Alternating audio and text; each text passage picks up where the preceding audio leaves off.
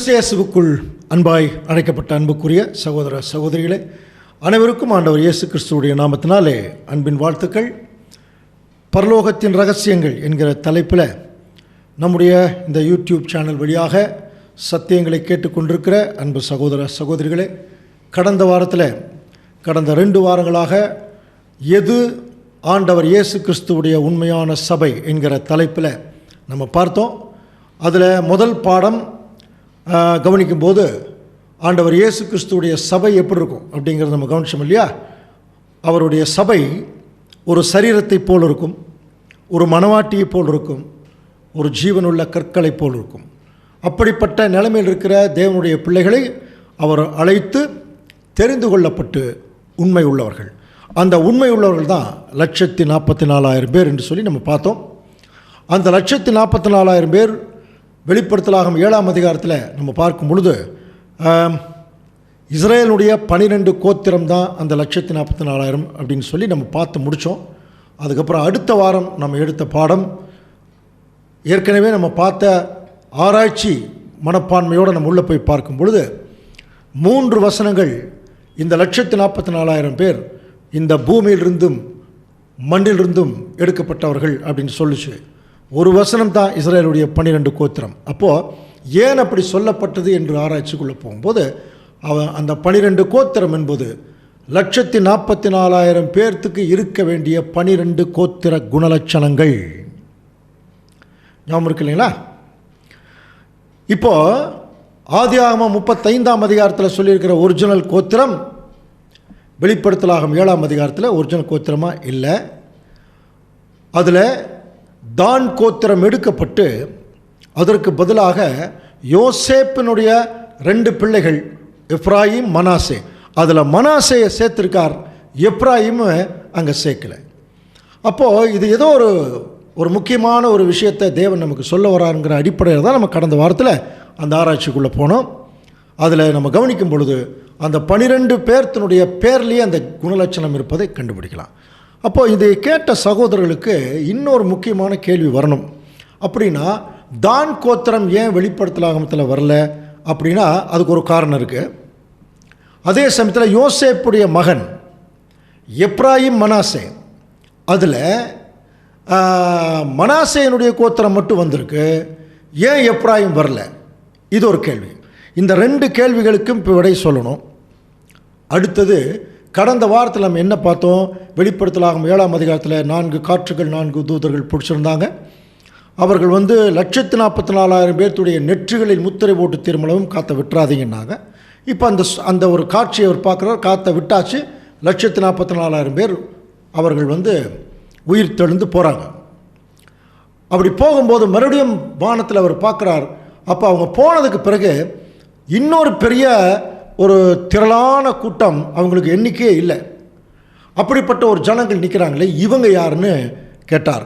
அந்த இவங்க யார் என்பது பார்க்கறக்குரிய வாரம்தான் இந்த வாரம். சரியா? இந்த 2 காரியங்களை நம்ம இப்போ பார்க்க போகிறோம். இன்றைக்கி பார்க்க போகிற பாடம் தயவுசெய்து எல்லாரும் அதாவது தொடர்ந்து கவனிக்கணும். ஒரு அரை மணி நேரம் பார்த்துட்டு ஆஃப் பண்ணிவிட்டு மறுபடியும் ஒரு அரை மணி நேரம் பார்த்து அப்படிங்கிறதெல்லாம் பார்த்தோம்னா நமக்கு சரியாக புரியாது. இது ரொம்ப காம்ப்ளிகேட்டடான ஒரு சப்ஜெக்டு. அதனால் தயவுசெய்து கொஞ்சம் கண்டினியூஸாக பார்க்கும்படியாக உங்களுடைய அன்புடன் கேட்டுக்கொள்கிறோம். முதல்ல இந்த திரள் கூட்டம் அப்படிங்கிறது யார் அப்படிங்கிறது இப்போ நம்ம பார்க்கறதுக்கு முன்னால முதல்ல இந்த தான் கோத்திரம் ஏன் அந்த வெளிப்படுத்தலாகும் 7ஆம் அதிகாரத்தில் வரல? நமக்கு நல்லா தெரியும். வெளிப்படுத்தலாகும் 7ஆம் அதிகாரத்தில் வந்திருக்கிற அந்த கோத்திரம் எதை குறிக்குதுன்னா கோத்திரத்தினுடைய குணம். ஒவ்வொரு முற்பிதாவுக்கும் இருக்கக்கூடிய அந்த கேரக்டர், அந்த குணம் தான் 144,000 பேருக்கு இருக்க வேண்டியது. அப்படின்னா தான் கோத்திரம் ஏன் வரல அப்படின்னா தான் கோத்திரத்தினுடைய குணம் 144,000 பேருக்கு இருக்க வேண்டியது இல்லை. அப்படின்னா ஏதோ ஒரு தவறான ஒரு விஷயத்தை தான் அந்த தான் கோத்திரம் ரெப்ரசன்ட் பண்ணுறதாக நம்ம புரிந்து கொள்ள வேணும். இப்போ நம்ம ஏற்கனவே ஒவ்வொரு கோத்திரத்துக்கும் அவங்க பிறக்கும் போது அந்த நேச்சர் பார்த்தோம் இல்லையா? அதே மாதிரி தானுக்கு யாக்கோபு கொடுத்த அந்த ஒரு கடைசி காலத்தினுடைய அந்த ஒரு ஜட்ஜ்மெண்ட்டை நம்ம கவனிக்கும் போது பாருங்கள், தானை பற்றி என்ன சொல்கிறார்? ஆதியாகமம் 49:17 வாசிக்கலாம். தான் குதிரையின் மேல் ஏறி இருக்கிறவன் மல்லாந்து விழும்படியாய் அதன் குதிங்காலை கடிக்கிறதற்கு வழியில் கிடக்கிற சர்ப்பத்தைப் போலவும் பாதையில் இருக்கிற விரியனைப் போலவும் இருப்பான். தான் எப்படி இருப்பார்னா, குதிரையின் மேல் ஏறி இருக்கிறவன் மல்லாந்து விழும்படியாக குதிகாலை கடிக்கிறதுக்கு வழியில் கிடக்கிற பாம்பு மாதிரி இருப்பான். அப்படின்னா அந்த மாதிரி கேரக்டர் உள்ள ஜனங்கள். புரியுதுங்களா? இந்த வசனத்தை இன்னும் கொஞ்சம் டீப்பாக உள்ளே போனோம்னா ஒரு பெரிய சப்ஜெக்ட் இருக்கும். குதிரையின் மேலேறி இருக்கிறவர் ஆண்டவர் இயேசு கிறிஸ்து தான் பின்னாடி ஒரு பெரிய தீர்க்க தரிசனத்தில் அப்படி வருவார். அவருடைய குதிங்கால் நம்ம படிக்கிறோமா, அவர் உன் தலையை நசுக்குவார், நீ அவர் குதிங்காலை நசுக்குவாய்னு சாத்தானுக்கு ஒரு தீர்க்க தரிசனம் சொன்னார் இல்லையா? அப்போ இன்னைக்கு ஆண்டவர் இயேசு கிறிஸ்து என்கிற அவருடைய சபை, அவருடைய சரீரம், அதனுடைய குதிங்கால் மாதிரி தான் இப்போ நம்ம இருக்கிறோம். இந்த குதிங்காலை கடிப்பான் நான் சாத்தான். அவன் யார் மூலமாக கடிப்பான்? அங்கே ஆபேலை யார் மூலமாக கொன்னான்? காயின் மூலமாக. அந்த மாதிரி தான் இன்றைக்கு நிறைய பேர் சபையில் இப்படி தான் இருப்பாங்களாம், சர்ப்பத்தை போல. இவங்களுடைய கேரக்டர் என்னன்னு பார்க்கலாமா? அன்புக்குரிய சகோதர சகோதரி கொஞ்சம் கவனிக்கலாம் பாருங்க. சங்கீதம் 141. கர்த்தாவே, பொல்லாத மனுஷனுக்கு என்னை தப்புவேன். எப்படி ஆரம்பிக்கிறார் பாருங்க. கொடுமையுள்ளவனுக்கு என்னை விலக்கி ரட்சியும். அவர்கள் தங்கள் இருதயத்தில் பொல்லாப்புகளை சிந்தித்து யுத்தம் செய்ய நாள்தோறும் கூட்டம் கூடுகிறார்கள். அடுத்தது, சர்ப்பத்தை போல தங்கள் நாவை கூர்மையாக்குகிறார்கள். அவர்களின் உதடுகளின் கீழ் பாம்பின் விஷம் இருக்கும். இந்த மாதிரி தான் சபையில் விஷமுள்ள ஜனங்கள் இருப்பாங்களாம். புரியுதுங்களா? அவங்க வாயை திறந்தாலே விஷமாக தான் இருக்கும். அடுத்தது பாருங்கள், அவர்கள் வாய் சபிப்பினாலும் கசப்பினாலும் நிறைந்திருக்கிறது. அவர்கள் கால்கள் இரத்தம் சிந்துகிறதற்கு தீவிரிக்கிறது. நாசமும் நிர்பந்தமும் அவர்கள் வழிகளில் இருக்கிறது. அடுத்த வசனம் வாசிக்கலாம் பாருங்க. ரோமரில் இப்படிப்பட்ட ஜனங்கள் எப்படி இருப்பாங்கன்னு வாசிக்கலாம். ரோமர் 3:17. சமாதான வழியை அவர்கள் அறியாதிருக்கிறார்கள், அவர்கள் கண்களுக்கு முன்பாக தெய்வ பயம் இல்லை. பார்த்தீங்களா? அவங்க கண்களுக்கு முன்பாக தெய்வ பயம் இல்லை, சமாதான வழி அவங்களுக்கு தெரியாது. அதனால் அவர்கள் தொண்டை திறக்கப்பட்ட பிரேதக்குழி, தங்கள் நாவுகளால் வஞ்சனை செய்கிறார்கள். அவர்களுடைய உதடுகளின் கீழ் பாம்பின் விஷம் இருக்கிறது. புரியுதுங்களா? அப்போ இப்படிப்பட்ட ஒரு பாம்பின் விஷத்தன்மையுடைய வாயையுடைய மனதையுடைய இப்படிப்பட்ட ஜனங்கள் 144,000 பேர் ஆகிறதுக்கு வாய்ப்பே கிடையாது. கவனிக்கிறீங்களா? அது எவ்வளவு பெரிய ஊழியக்காரனாக இருந்தாலும் இப்படிப்பட்ட விஷத்தன்மையுடைய ஜனங்கள். இப்போ இவ்வளோ நேரம் பார்த்தோம் இல்லையா, இவங்க வாயை திறந்தாலே விஷமாக தான் கக்குவாங்களாம். இந்த மாதிரி ஜனங்கள் ஆண்டவர் இயேசு கிறிஸ்துவுக்கு சரீரமாக இருக்கிறதுக்கு வாய்ப்பே இல்லைங்க. புரியுதுங்களா? சரீரமாக இருக்கிறதுக்கு வாய்ப்பே இல்லை. அதனால தான் தானை வெளியெடுத்தார். அடுத்தது மனாசே உள்ளே கொண்டு வந்தார். இன்னொரு மகன் எப்ராயிமை அவர் உள்ளே கொண்டு வரல அந்த கோத்திர அட்டவணையில். ஏன் கொண்டு வரல அப்படின்னா, எப்ராயிம் என்றாலே திரள் கூட்டம் என்று அர்த்தம். பாருங்கள், எப்ராயிம் பிறக்கும் போதே நான் சிறுமைப்பட்டிருந்த தேசத்தில் தேவன் என்னை பழுக பண்ணினார் என்று சொல்லி இளையவனுக்கு எப்ராயிம் என்று பெயரிட்டார்கள். எப்ராயிமாலே பழுகி பெருகுதல், திரள் கூட்டம் என்று அர்த்தம். ஸோ அப்போது திரளான கூட்டம் இதில் வர முடியாது. இப்போ அந்த திரளான கூட்டம் யாருன்னு தான் இப்போ கண்டுபிடிக்கணும். 144,000 பேருடைய குணலட்சணம் பார்த்துட்டோம். இப்போ எப்ராயிம் ஏன் உள்ள வரலைன்னா, எப்ராயிம் என்றாலே திரள் கூட்டம் என்று அர்த்தம். இப்போ நம்ம கூட இந்த திரள் கூட்டம்ங்கிறது யாருங்கிறது இப்போ நம்ம கண்டுபிடிக்கணும். சரிங்களா? இப்போ நம்ம போன வாரம் பார்த்தது ஒரு தடவை ரீகால் பண்ணலாம். வெளிப்படுத்தல் 7ஆம் அதிகாரத்தில் 4 தூதர்கள் 4 காற்றுகளை பிடிச்சிட்ருக்காங்க. அந்த காற்றுகளை விட்டால் அந்த காற்றுகள் இந்த பூமியை அழிச்சிரும். அப்போது ஒரு ஜீவனுள்ள தேவனுடைய முத்திரைக்கோளுடைய வேறொரு தூதன் சூரியன் உதிக்கும் திசையிலிருந்து வந்து பூமியும் சமுத்திரத்தையும் சேதப்படுத்துகிறதுக்கு அதிகாரம் பெற்ற அந்த 4 தூதரை பார்த்து என்ன சொல்கிறாரு? நாம் நம்முடைய தேவனுடைய ஊழியக்காரரின் நெற்றுகளை முத்திரை போட்டு தீரும் அளவும் நீங்கள் பூமியும் சமுத்திரத்தையும் மரங்களையும் சேதப்படுத்தாதீங்க. அடுத்தது, முத்திரை போடப்பட்டவர்களின் தொகையை சொல்ல கேட்டேன். நமக்கு கடந்த வாரமே பார்த்தது தான். இஸ்ரவேல் புத்திரருடைய சகல கோத்திரங்களிலும் முத்திரை போடப்பட்டவர்கள் 144,000 பேர். அந்த 144,000 பேருடைய முழு விளக்கங்களும் பார்த்துட்டோமா? இப்போ யோவான் அதை பார்த்துட்டு இருக்கார். அப்படி பார்த்துட்டு இருக்கும்போது 144,000 பேர் இப்போ திருச்சபை மணவாட்டி கிறிஸ்து வந்த உடனே அவர் கூட அவங்க போகிறாங்க. அப்படி போனதுக்கப்புறம் இப்போ நம்முடைய கேள்வி என்ன எழுதுன்னா, அப்போது இத்தனை 2000 வருஷத்தில் ஆண்டவர் இயேசு கிறிஸ்து மாதிரியே ஆகக்கூடிய ஜனம் 1,44,000 பேர் தானா? ஆமாம். அது நம்ம சொல்லலை, அது நம்ம முடிவு பண்ணல, தேவன் முடிவு பண்ணார். கவனிக்கிறீங்களா? தேவன் எவர்களை முன்னறிந்தாரோ, நம்ம ஏற்கனவே படித்தோம் இல்லையா, தம்முடைய குமாரனுடைய சாயலுக்கு ஒப்பாக இருப்பதற்கு தேவன் எவர்களை முன்னறிந்தாரோ அவர்களை முன்குறித்தார். எவர்களை முன்குறித்தாரோ அழைத்தார். எவர்களை அழைத்தாரோ நீதிமான்களாக்கினார். எவர்களை நீதிமான்களாக்குறாரோ மகிமைப்படுத்தினார். அந்த முன்னறியறதுங்கிற வார்த்தையை நம்ம அதுக்கு போன வாரமே பார்த்தோம். அந்த பொண்ணு பார்க்குற ஒரு ஒரு ஒரு உதாரணம் பார்த்தோம் இல்லையா? ஸோ மறுபடியும் அதை ரீகால் பண்ணோம்னா, தேவன் தன்னுடைய குமாரனுடைய சாயலுக்கு ஒப்பாக இருப்பதற்கு அவர் முன்னறிந்த நம்பர் தான் அது. 1,44,000 பேர் தான். இப்படிப்பட்ட குணலட்சணையை உடையவர்கள் தான் என்னுடைய குமாரனுக்கு மனவாட்டியாக இருக்க வேணும்னு தேவன் முடிவு பண்ணாராம். அதான் பொண்ணு பார்க்க போகிற போது முடிவு பண்ணது. அப்போ அந்த நிலைமைக்கு யார் அங்கே இருக்கிறார்களோ, பொண்ணு நினச்ச மாதிரி அமைஞ்சிருச்சுன்னா அதை அதான் அந்த முன்னறிந்ததை முன்குறிக்கிறது. அந்த இடத்துக்கு அந்த பொண்ணை முன்குறிக்கிறது. ஸோ இப்படிப்பட்ட முன்குறிக்கப்பட்ட 1,44,000 பேர் மேலே போயிட்டாங்க. இப்போ மறுபடியும் பார்த்தீங்கன்னா, அப்படின்னா எத்தனை பேர் இந்த சத்தியத்துக்குள்ளே அழைக்கப்பட்டு, அதான் படிக்கிற முடியும், அழைக்கப்பட்டவர்கள் அநேகர், தெரிந்து கொள்ளப்பட்டவர் சிலர். அப்போ அந்த அநேகர் சிலர் இருப்பாங்க இல்லையா, அவங்களெல்லாம் தேவன் கைவிட்டாரா? இந்த வசனம் என்ன சொல்லுதுன்னா, அவங்க 1,44,000 பேர் மேலே போயிட்டாங்க. அப்போ மிச்சம் இருக்கக்கூடிய இந்த வகுப்பார் யார்? இவங்களை தேவன் கைவிட்டாரா என்று சொல்லி கவனிக்கும் போது அவர்கள் தான் இங்கே நிற்கிறாங்க. பாருங்கள், வெளிப்படுத்தல் 7ஆம் அதிகாரம் 9ஆம் வசனத்தில் இவைகளுக்கு பின்பு அப்படின்னு ஆரம்பிக்கிறார். கவனிக்கலாம். இவைகளுக்கு பின்பு அப்படின்னா எவைகளுக்கு பின்பு? 1,44,000 பேர் எடுபட்ட பின்பு. இப்போ வாசிக்கலாம். இவைகளுக்கு பின்பு நான் பார்த்தபோது, இதோ சகல ஜாதிகளிலும் கோத்திரங்களிலும் ஜனங்களிலும் பாஷைக்காரரிலும் இருந்து வந்ததும் ஒருவனும் எண்ணக்கூடாததுமான திரளான கூட்டமாகிய ஜனங்கள் வெள்ளை அங்கிகளை தரித்து தங்கள் கைகளில் குருத்தோலைகளை பிடித்து சிங்காசனத்திற்கு முன்பாகவும் ஆட்டுக்குட்டியானவருக்கு முன்பாகவும் நிற்க கண்டேன். ஒரு பெரிய வசனம் பாரு. இந்த இவர்களுக்கு பின்பு சகல கோத்திரம், மறுபடியும் அதே தான் அதாவது 1,44,000 பேரும் சகல கோத்திரத்திலிருந்து வந்தவங்க தான். ஏன்னா அவர்களும் அழைக்கப்பட்ட நிலைமை அந்த மாதிரி. இப்போ இந்த வகுப்பாரும் சகல கோத்திரங்களிலும் பாஷைக்காரரும் ஜாதிகளிலும் ஜனங்களிலிருந்து வந்திருக்காங்க. எண்ணக்கூடாதமான திரள் கூட்டமாக வெள்ளையங்கள் தரித்து அவங்க குருத்தோலைகளை பிடித்து எங்கே நிற்கிறாங்கன்னா, சிங்காசனத்திற்கு முன்பாகவும் ஆட்டுக்குட்டியானவருக்கு முன்பாகும். சிங்காசனங்கிற ராஜா இல்லையா? அப்படின்னு என்ன அர்த்தம்? திருச்சபை எடுத்துக்கொள்ளப்பட்டாச்சுனாலே அடுத்தது இந்த உலகத்தை ஆளப்போகிற ராஜா ஆண்டவர் இயேசு கிறிஸ்து சிங்காசனத்தில் உட்கார்ற ஒரு சீன் அது. இப்படி உட்கார்ந்துருக்கும்போது அப்போ ஒருத்தர் கேட்குறார். அப்பொழுது மூப்பர்கள் ஒருவர் என்னை நோக்கி, வெள்ளை அங்கிகளை தரித்திருக்கிற இவர்கள் யார் அப்படின்னா புரியுதுங்களா? ஏற்கனவே 1,44,000 பேர் மேலே போயிட்டாங்க.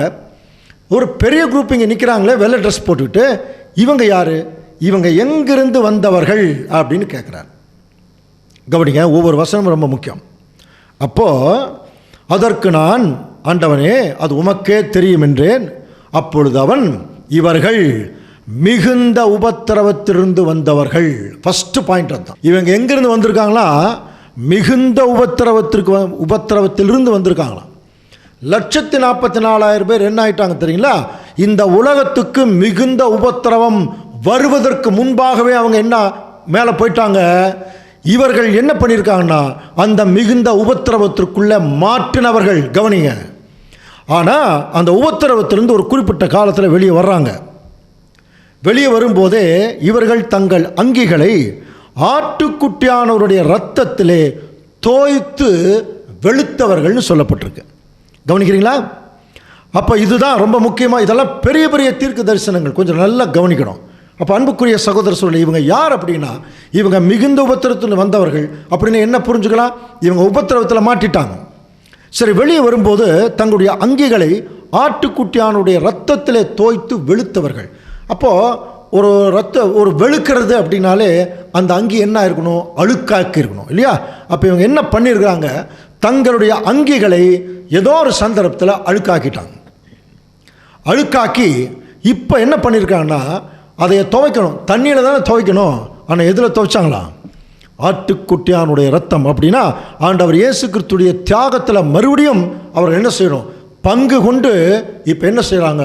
தங்களை சுத்தப்படுத்தக்கூடிய நிலைமையில் இருக்கிறோம். புரியுதுங்களா? அதுதான் தோய்த்து இப்போ ஆக்சுவலாக ஒரு ஒரு ரத்தத்துக்குள்ளே ஒரு துணியை தோய்ச்சி வெளியே எடுத்தால் அது வெள்ளையாவாக இருக்கும், சிகப்பாத்தான் இருக்கும் இல்லையா? இதுதான் இது லிட்டரலாக சொல்கிறது. இது தீர்க்க தரிசனம். அப்போது ஆட்டுக்குட்டியானுடைய ரத்தம் சகல பாவங்களையும் நீக்கி சுத்திகரிக்கும்னு படிச்சிருக்கோம் இல்லையா? அப்போ இவர்கள் தங்களுடைய வஸ்திரங்களை பாவத்திற்குள்ளாக கொண்டு போயிட்டாங்க. இப்போ அவங்க என்ன செய்கிறாங்கன்னா, மறுபடியும் ஆண்டவர் இயேசு கிறிஸ்துடைய இரக்கத்தை பெற்று அவருடைய தியாக பலிக்குள்ள தங்களை மறுபடியும் உட்படுத்தப்படும் பொழுது அவர்கள் மறுபடியும் பரிசுத்தமானவர்களாக எழுந்திருப்பாங்க. ஸோ அதுதான் இந்த ஒரு வகுப்பார். யார் இவர்கள்? இவங்க தான் அழைக்கப்பட்டவர்களும் தெரிந்து கொள்ளப்பட்டவர்கள். அப்போ உண்மையுள்ளவர்கள் ஏற்கனவே 144,000 பேர் மேலே போயிட்டாங்க. அப்படின்னா இவர்கள் மிகுந்த உபத்திரவத்திற்குள்ளே வந்தவர்கள் படிக்கிறோம் இல்லையா? அப்படின்னு இந்த உபத்திரவம் எங்கே எப்போ வருது கவனிக்கிறீங்களா? எப்போ வருதுன்னா, ஆண்டவர் இயேசு கிறிஸ்துக்கிட்ட ஒரு நாள் அவருடைய சீஷர்கள் வந்து கேட்டாங்க. மத்தேயு 24 அதிகாரம் 3 வசனம் 3ஆம் உலகம் சப்ஜெக்ட்லேயே படிச்சிருக்கிறோம். கவனிங்க. அவர் ஒலிவ மலையில் இருக்கிற போது சீஷர்கள் வந்து அவரிடத்தில் தனித்து வந்து, இவைகள் எப்பொழுது சம்பவிக்கும், உம்முடைய வருகைக்கும் உலகத்தின் முடிவிற்கும் அடையாளம் என்ன அப்படின்னு கேட்கும்போது, அப்போ நிறைய அடையாளங்கள் சொல்வார். யுத்தங்களின் செய்திகளின் கேள்விப்படுவீர்கள், கலங்காதபடிக்கு எச்சரிக்கையார்கள், பஞ்சங்களும் பூமி எதிர்ச்சிகளும் பல இடங்களில் உண்டாகும், ஆனாலும் முடிவு உடனே வராது, இப்படி எல்லாம் சொல்கிறார். இதெல்லாம் எப்போ நடக்க போகிறதுன்னா, ஆண்டவர் இயேசு கிறிஸ்துடைய 2ஆம் வருகையில். இப்போ நம்ம வாழ்ந்து கொண்டிருக்கிற காலம் ஆண்டவர் இயேசு கிறிஸ்துடைய 2ஆம் வருகையின் காலம். கவனிக்கலாம். நாம் உயிரோடு இருக்கும்போதே ஆண்டவர் இயேசு கிறிஸ்துடைய வருகை வந்துடும், கன்ஃபார்மாக வருது. இன்னும் கொஞ்ச நாள் அதை குறித்து தெளிவாக படிக்க போகிறோம். அடுத்து வரக்கூடிய வகுப்புகளில் கன்ஃபார்மாக கிறிஸ்துவுடைய வருகை அங்கே வருது. அப்படி வரும்போது இந்த உலகத்திற்கு ஒரு பயங்கரமான உபத்திரவம் இருக்குமா? அதைத்தான் அவர் வந்து 21ஆம் வசனத்தில் சொல்கிறார். வாசிக்கலாம். ஏனெனில் உலகம் உண்டானது முதல் இதுவரைக்கும் சம்பவித்திராததும் இனிமேலும் சம்பவியாததுமான மிகுந்த உபத்திரம் அப்பொழுது உண்டாயிற்று. அப்ப ஆண்டவர் இயேசு கிறிஸ்து இந்த பூமியில வர்றாருனாலே இந்த 2ஆம் உலகம் சாத்தானுடைய உலகத்துக்கு ஒரு முடிவு வருது. அப்ப அந்த முடிவு எப்படி இருக்கும்னா, ஒரு மகா உபத்திரவமா அந்த பூமி இருக்குமா. அந்த உபத்திரவம் ஏற்கனவே நம்ம கொரோனாவிலே ஸ்டார்ட் ஆயிடுச்சு. ஒரு மகா உபத்திரவத்துடைய உச்சத்தை நோக்கி இந்த பூமி போயிட்டு இருக்கு. இதை குறித்து நூற்றுக்கணக்கான தீர்க்க தரிசனங்கள் பைபிள் இருக்கு. ஒரு 2-3 மட்டும் சாம்பிளுக்கு வாசிக்கலாம். யோயேல் 2ஆம் அதிகாரம் 1ஆம் வசனம் பாருங்க. சியோனிலே எக்காலம் ஊதுங்கள், என் பரிசுத்த பர்வதத்திலே எச்சரிப்பின் சத்தமிடுங்கள், தேசத்தின் குடிகளெல்லாம் தத்தளிக்க கடவர்கள். பாருங்க. ஏனெனில் கர்த்தருடைய நாள் வருகிறது, அது சமீபமாக இருக்கிறது. கர்த்தருடைய நாள்ங்கிறது கிறிஸ்துவுடைய நாள். கிறிஸ்துவுக்கு ஒரு நாள்ங்கிறது 1000 வருஷ அரசாட்சியெல்லாம் படிக்கிறோம் இல்லையா? அந்த 1000 வருஷ அரசாட்சியினுடைய ஆரம்பம் எப்படி இருக்கும் தெரியுமா? சாதாரணமாக இருக்காது. ஏன்னா இந்த பூமியில் இருக்கிற சாத்தானுடைய கிரியைகள், அவனுடைய அரேஞ்ச்மெண்ட்ஸ், அவனுடைய எல்லா வகையான அமைப்புகளையும் வெளியே எடுக்க போகிறார் கிறிஸ்து வந்து. சகல கவர்மெண்ட் வெளியே போயிடும். அப்போ இந்த பூமி பயங்கரமான அதிர்ச்சிக்குள் இருக்குமா. அதனால தான் அதுக்கு பேர் என்ன வச்சிருக்காரு தெரியுமா? தேவன், அது இருளும் அந்தகாரமான நாள், அது மப்பும் மந்தாரமான நாள் எழுதினார். புரியுதுங்களா? அதே செப்பனியா தீர்க்கதரிசி எழுதும்போது, கர்த்தருடைய பெரிய நாள் சமீபித்திருக்கிறது, அது கிட்டி சேர்ந்து மிகவும் தீவிரித்து வருகிறது, கர்த்தருடைய நாள் என்கிற சத்தத்திற்கு பராக்கிரமசாலி முதலாய் மனம் கசந்து அலறுகிறான். பராக்கிரமசாலினா வல்லரசு நாடுகளே அதிர்ச்சி ஆயிடுவாங்கிறார். அந்த நாள் உக்கரத்தின் நாள், அது இக்கட்டும் இடுக்கமான நாள், அது அழிவும் பாழ்கடிப்புமான நாள், அது இருளும் அந்தகாரமான நாள். பாருங்க, செப்பனையும் அதே தான் எழுதுறார். அது மப்பும் மந்தாரமான நாள். இன்னும் வசனம் இருக்கு. செப்பனியா 1ஆம் அதிகாரம் 16ஆம் வசனம் வாசிக்கலாம். அது அரணிப்பான நகரங்களுக்கும் உயரமான கொத்தளங்களுக்கும் விரோதமாக எக்காலம் ஊதுகிறதும் ஆர்ப்பரிக்கிறதுமான நாள். அது அரணிப்பான நகரங்களுக்கும். புரியுதுங்களா? கொஞ்ச நாளைக்கு முன்னாடி நமக்கு நல்லாவே தெரியும், America is under the attack அப்படின்ற மிகப்பெரிய தீவிரவாத தாக்குதல் அமெரிக்காவில் நடந்தது. அப்போ இந்த வசனத்தை எல்லாம் கோட் பண்ணி காமிச்சாங்க. அது அரணிப்பான நகரங்களுக்கும் உயரமான கொத்தளங்கள், ரொம்ப டாப்பில் இருக்கிற கோபுரங்கள் எல்லாம் விழுகுமா, அப்படியெல்லாம் சொன்னாங்க. ஆனால் இந்த வசனம் என்ன சொல்லுதுன்னா, உயரமான கொத்தளம்ங்கிறது ரொம்ப மிகப்பெரிய உயரத்தில் இருக்கிற வல்லரசு நாடுகள் பெரிய பெரிய பாதுகாப்பு இருக்காங்க. அந்த நாடுகள் எவ்வளோ பாதுகாப்பு இருந்தாலும் அதிலிருந்து அது விழுந்துருமா. அது ஆர்ப்பரிக்கிற நாள். அதனால தான் செல்ஃப் செக்யூர்டு சிட்டிஸ்ன்னு சொல்லப்படுறது. அந்த மாதிரி தீவிரவாத தாக்குதல் நடக்கும்போது நியூயார்க் பாருங்கள் என்ன அழகாக இருக்குது. நியூயார்க்கு, வாஷிங்டன் இதெல்லாம் பார்த்தீங்கன்னா நிறைய சேட்டலைட் கண்ட்ரோல் இருக்கிற நகரங்கள். நியூயார்க்கினுடைய மேயர் வந்து இந்த நகரத்தை சீல் பண்ணுறேன்னு சொல்லிட்டாருன்னா அடுத்த 10 நிமிஷத்தில் அந்த நகரம் முழுவதும் சீல் ஆகிடும். அந்த சுற்றி இருக்கிற அத்தனை அந்த ரோடுகள் இருக்குது பார்த்தீங்களா, அந்த ரோடுகள் எல்லாமே பிளாக் ஆகிடும். ரிங் ரோடுன்னு சொல்லுவாங்க அதுக்கு பேர். அதை பேஸ் பண்ணி தான் இன்றைக்கி எல்லாம் நம்ம ஊரில் எல்லாம் ரிங் ரோடெல்லாம் போடுறோம். அப்போது யாரும் வெளியே போக முடியாது, உள்ளே போக முடியாது. அந்த அளவுக்கு ஒரு செல்ஃப் செக்யூர்டான ஒரு சிட்டி. புரியுதுங்களா? அதைத்தான் சொல்லும்போது அரணிப்பான நகரங்கள் ஒரு செகண்டில் பார்த்தீங்கன்னா மிகப்பெரிய அட்டாக் பண்ணி அந்த நகரமே அப்படியே பாருங்கள் ஒரு புகைக்காடு மாதிரி ஆயிடுச்சு பாருங்கள். ஸோ இதெல்லாமே எதற்கு நமக்கு சொல்லப்படுதுன்னா, நீ என்னதான் உயரத்தில் போய் டெக்னாலஜியில் நீ போனாலும் மேலிருந்து நான் உன்னை கீழே தள்ளுவேன். ஏன் தெரியுமா? காரணம் இருக்கு. செப்பனியா 1:17 மனுஷர் கர்த்தருக்கு விரோதமாக பாவம் செய்தபடியால் அவர்கள் குருடரை போல நடக்கும்படி நான் அவர்களை வருத்தப்படுத்துவேன்.